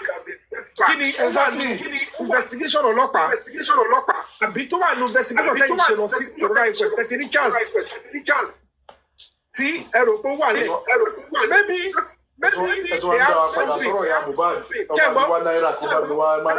No hold on expander ntí kíní kan lè fi dùn ní pé bóyá nǹkankan wà tó ti ní lọ́wọ́ tẹ́lẹ̀ tí wọ́n present fọlọ́pàá tí wọ́n present corona tí wọ́n expect pé kí DPP kó generate fún rẹ̀ àfi tí kíní yẹn bá wà lọ́wọ́ wọn tó ṣe fẹ́ present ń sìn and it's still not going to mean that DPP has done something wrong wá ní ẹni kíní lọ́wọ́ tẹ́lẹ̀ ìwọ bàbá mọ̀ pé level lọ́mọ ẹ kú òòsọ́ ẹni lọ́wọ́ ẹ̀ sọ. Your document shows 12 at the corona inquest it shows 12 now àwa follow gbogbo àrí pé àti 12 àti 11 àwọn ta fílẹ̀ ìwọ̀n ní kankan ṣe pẹ̀lú ẹ wá padà sọ pé ẹ ní kankan lọ́wọ́ àfi tó bá ní nǹkan yẹn lọ́wọ́ tó ṣe fẹ́ present and that means that is total gibberish.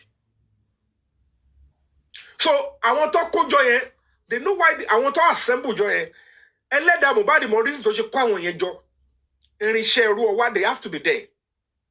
I understand. He talk engage you, he talk follow whatever they did with them. But the core of the matter is, if at the end of the day, normally on a good day, to bá jẹ́ pé what they are doing, kò sí selective justice lọ́wọ́ wa ni. If we all come together, tí pẹ́ ni Mohbad máa ti rí justice. Ẹ wo orú ọ̀rọ̀ tí driver sọ kó ṣẹlẹ̀ ní 3 a.m. Ẹ gbọ́nu testimony Wùmí, kò sínú testimony àdúrà. Kò sínú testimony Darosha. The question now is this: why should you deny the police this crucial information ìgbà tẹ́ jáde ní 3 a.m. àbí ṣé driver kọ́ bá dédé rò ní pé jẹ́ ẹ sọ pé wọ́n jáde ní 3 a.m.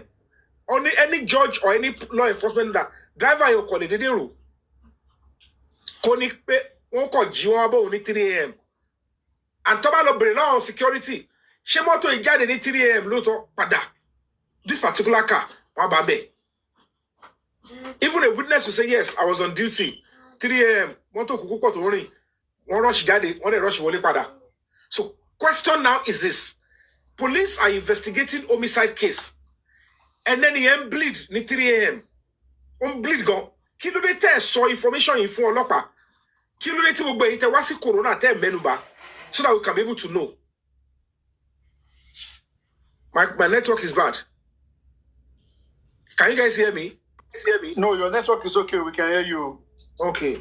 So it's quite appalling that lábẹ́ tilẹ̀ òǹkórí ọ̀rẹ́ Mohbad kan sọ pé 11 ni Mohbad kú. Even tẹ́ bá lọ wo ntí Gistlover gbé àbí Instablog tó sọ pé ear infection. Only Mohbad died at on the early hours of on the 12th. Early hours means láti 11 to 10 a.m. 9 a.m. Cause time tẹ́ wá ń claim pé Mohbad kú yẹn, which is from 3 o'clock. Time yẹn Gistlover ti publish. Kò dẹ̀ ní pé ní early hours mọ́. Ẹ lọ wò dáadáa. Ara nǹkan tí driver yẹn sọ nìyẹn. Ó ní níjọ́ Tuesday 9 o'clock láàárọ̀ 9 a.m. ní unknown number pé òun wípé ẹni tó ń gbé lọ show ó ti kú kóun lọ report around police station.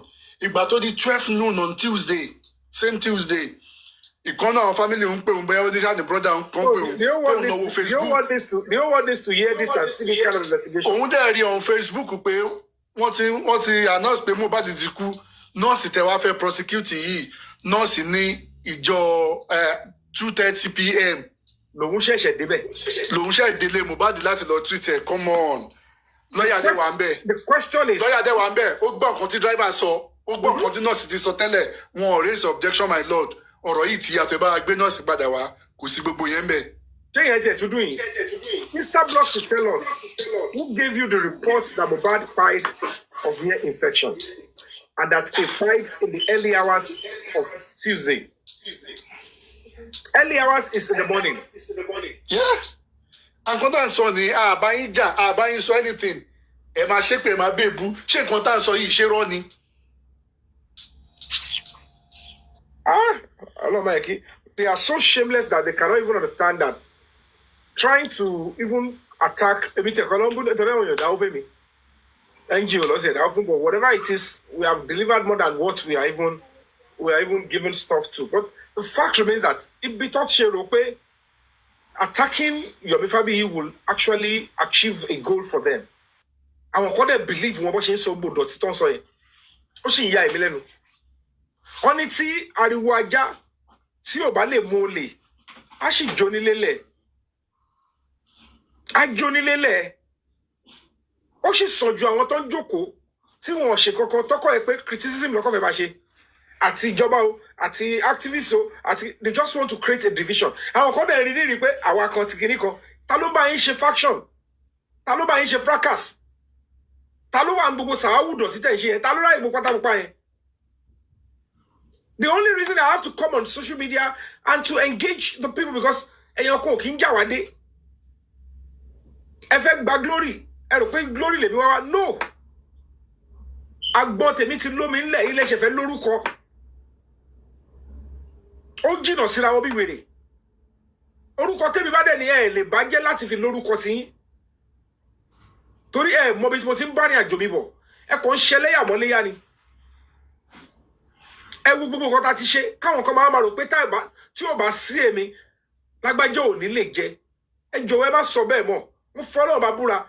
Anytime I am in this particular crusade, mo ti gba kádàrá mi pé bí mo ṣe máa ṣe nínú òfin nínú ọ̀la bọ́mọ pàǹdọ̀rọ̀ justice ọba. Ní ṣe máa dàgbà ní side ọ̀dọ̀ tí wà rè.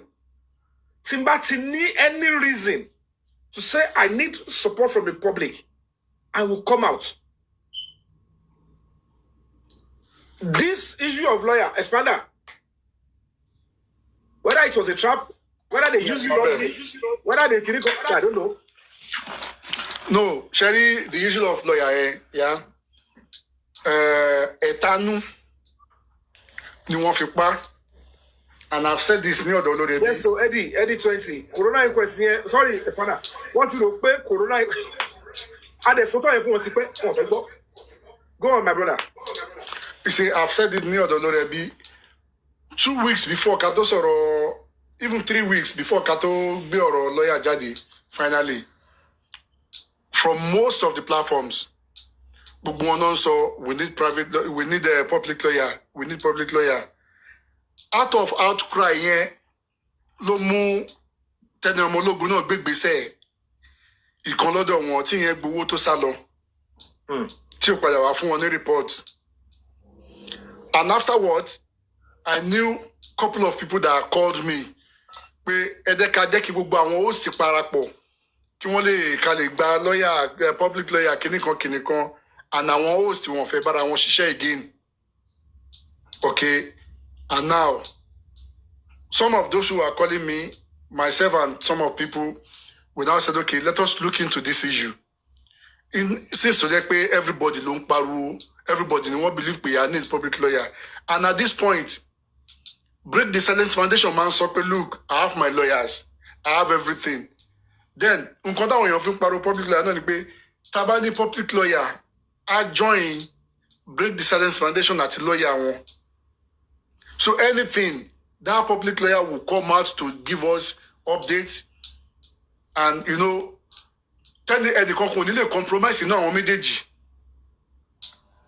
Wọ́n dey check and balance for wọn. And we went for a radical lawyer. And Break the Silence Foundation.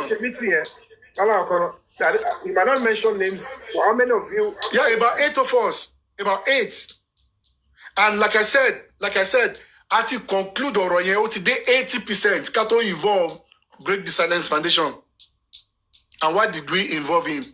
Because ẹni yìí ló ní case pẹ̀lú àwọn Dàmọ́lá, ẹni yìí ló ní issue 3 seconds video and 10 minutes.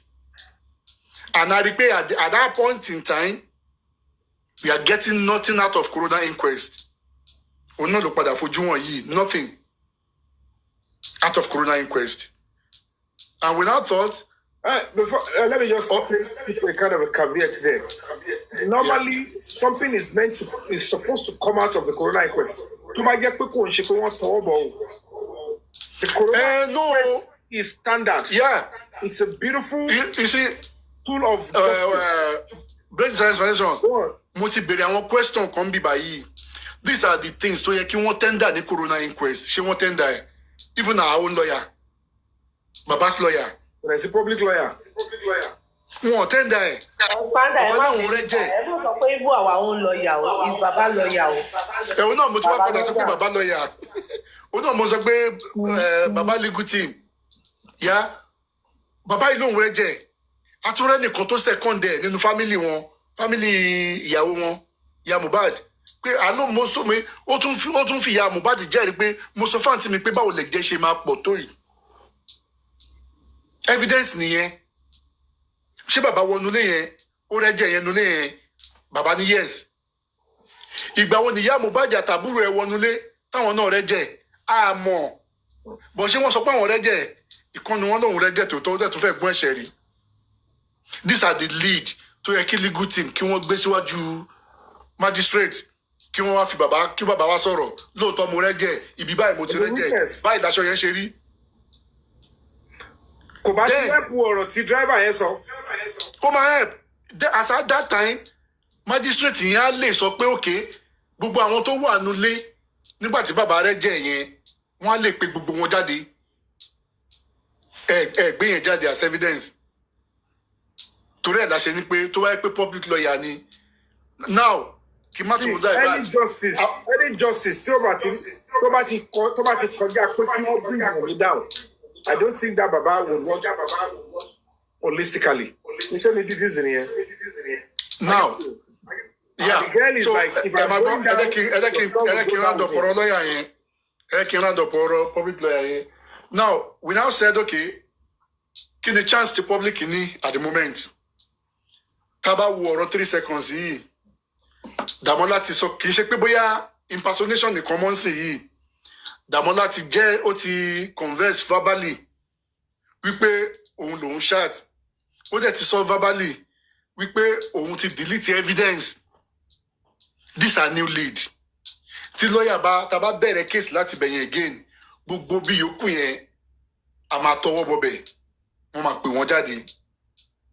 And this was why we now said, okay, we engage a lawyer, we brief the lawyer, and lawyer any kóhun tó lè sọ pé òun máa take anything òun fẹ́ gbọ́ látọ̀dọ̀ ẹni tó ní kéèsì yẹn gangan kóhun mọ̀ tó bá yẹ pé ẹni nǹkan yìí ó lẹ́sẹ̀ ńlẹ̀ òun fẹ́ mọ̀ tó bá yẹ pé ọ̀rọ̀ yìí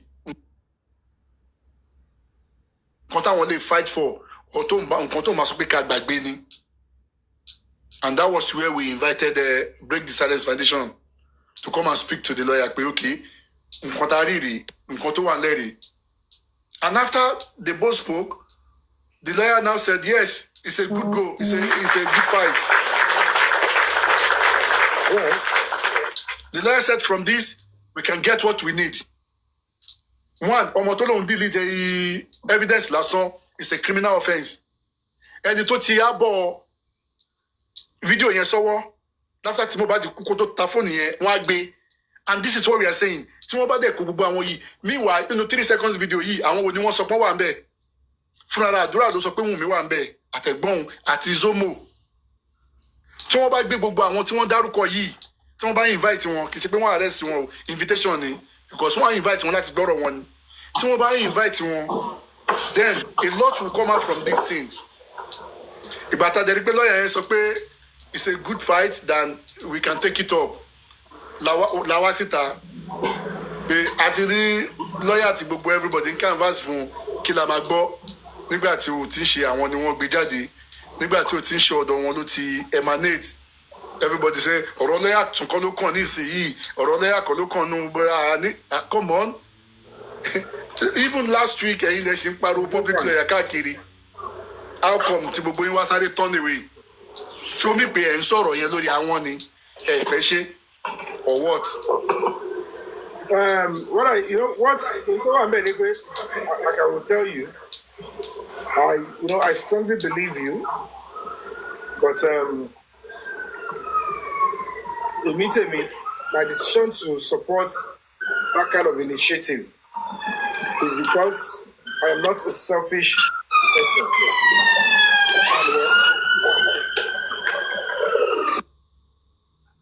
I am not a selfish individual, and I know certainly that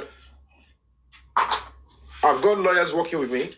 My NGO has got our own lawyer, and then we know the retainership I have with them and the scope of job they have to do for the foundation.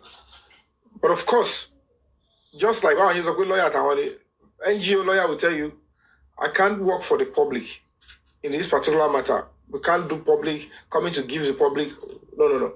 We work with Break the Silence Foundation and anything that concerns Break the Silence Foundation. But the real movement, other justice fighters, to one threatening here and there, and those people on the other side,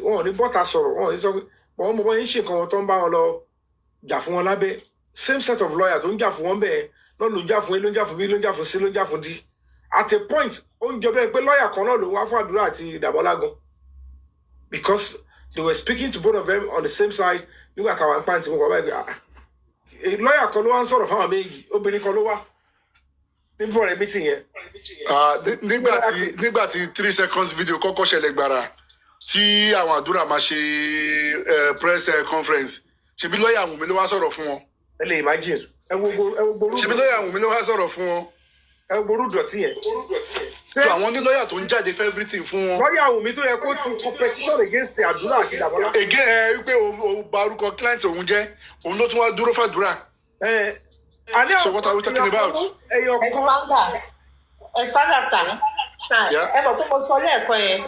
They know what they are doing. They know pé Break the Silence bá dig into it jù. Ìkọ̀tẹ́ ṣe ń jà láti avoid wọn kúrò. That there's some evidence that is hidden. Is going to root it out. If not, Baba Mohbad rí àdúrà, kò tako àdúrà. Ó rí kí lorúkọ ẹ̀? Wùnmí, kò tako Wùnmí. Do you know how many people now? Láti tó jẹ́ kán rọ́mọ wọn látọdún kan, kò tako ẹ̀. Do you know how many times to me I've gone to press tí ó ti sọ̀rọ̀ against bàbá tí bàbá ò petition ẹ̀? You don't think they know what they are doing? Àwọn tó kọ̀ kóra wọn jọ ọ̀hún ṣàbíà ọba àwọn tó kóra wọn tó wà pẹ̀lú ọ̀hún ṣàbíà jọ abiyamọ gidi. Wọ́n mọ̀ kó wà tó ń wu ìwà ègún sórí àwọn ọmọ wọn ni. Èní ló ń rí nǹkan tó ń rò ní bóyá wọ́n rí bá wọn rí fracas àwọn onígbọ̀ngàn. Àlùkà tó kọ́ báyìí gbogbo àwọn tẹ̀ ń sẹ́ni tẹ́mi gbóhùn ẹ̀ mi ìmọ̀ wọn rí they will not be reasonable person in society. Wọ́n ò lè gíyàn gidi kọ́ máa ṣe ìdọ̀tí báyìí. Because the only thing tẹ́ ẹ̀ mú wá sentiment èèyàn kan lọ́mọ ẹ̀kú tá ṣé stage ilẹ̀ ṣe máa sọ fún wa pé èèyàn kan lọ́mọ ẹ̀kú àmọ̀ tẹ́lẹ̀ èmi mo bì. Ṣé mi mo bí? Bàbá sọ̀rọ̀ máa pariwo Yomi jápa ẹjọ́ kí ni nǹkan tí Yomi fi kí ló ṣe kí lè ṣe ẹnu kéèsì yìí ẹlógún bàbá èèyàn lóhun ògún bàbá. So what more? Ẹ lè dá gbogbo ẹrú. Ẹ ṣe kọ́kọ́ ẹ kú òbí tẹ wà ẹ yọ̀dí àwọn ọmọ yìí wà ń bẹ ẹ tí wọ́n bọ́ta ẹ rí mi ó ti wehu lórí dábìsípẹ̀tì láwọn ọmọ tó jẹ́ ọkùnrin tó dàgbà ọmọ mi o Yomi yẹn owó ló ń wá o ìwọ bá mi lọ sí jàre kó lọ fẹ̀mí ẹ lẹ́jàre kó lọ wá justice fún Mohbad Yomi yẹn kọ́ lè sọ kọ́kọ́ filẹ̀ ẹ ti ọkọ yín jáde náà ẹ ti ọkọ yín jáde aláàbúrò ọkùnrin ẹ tí wọ́n jáde orí social media lẹ́wọ̀n jókòó títí bàbá yẹn kàn tọ̀ èèyàn kan sẹ àwa wà ní London bíi ẹ mọ̀nà ẹ bá tókè bọ́lẹ̀ fẹ́ bá ẹ fẹ́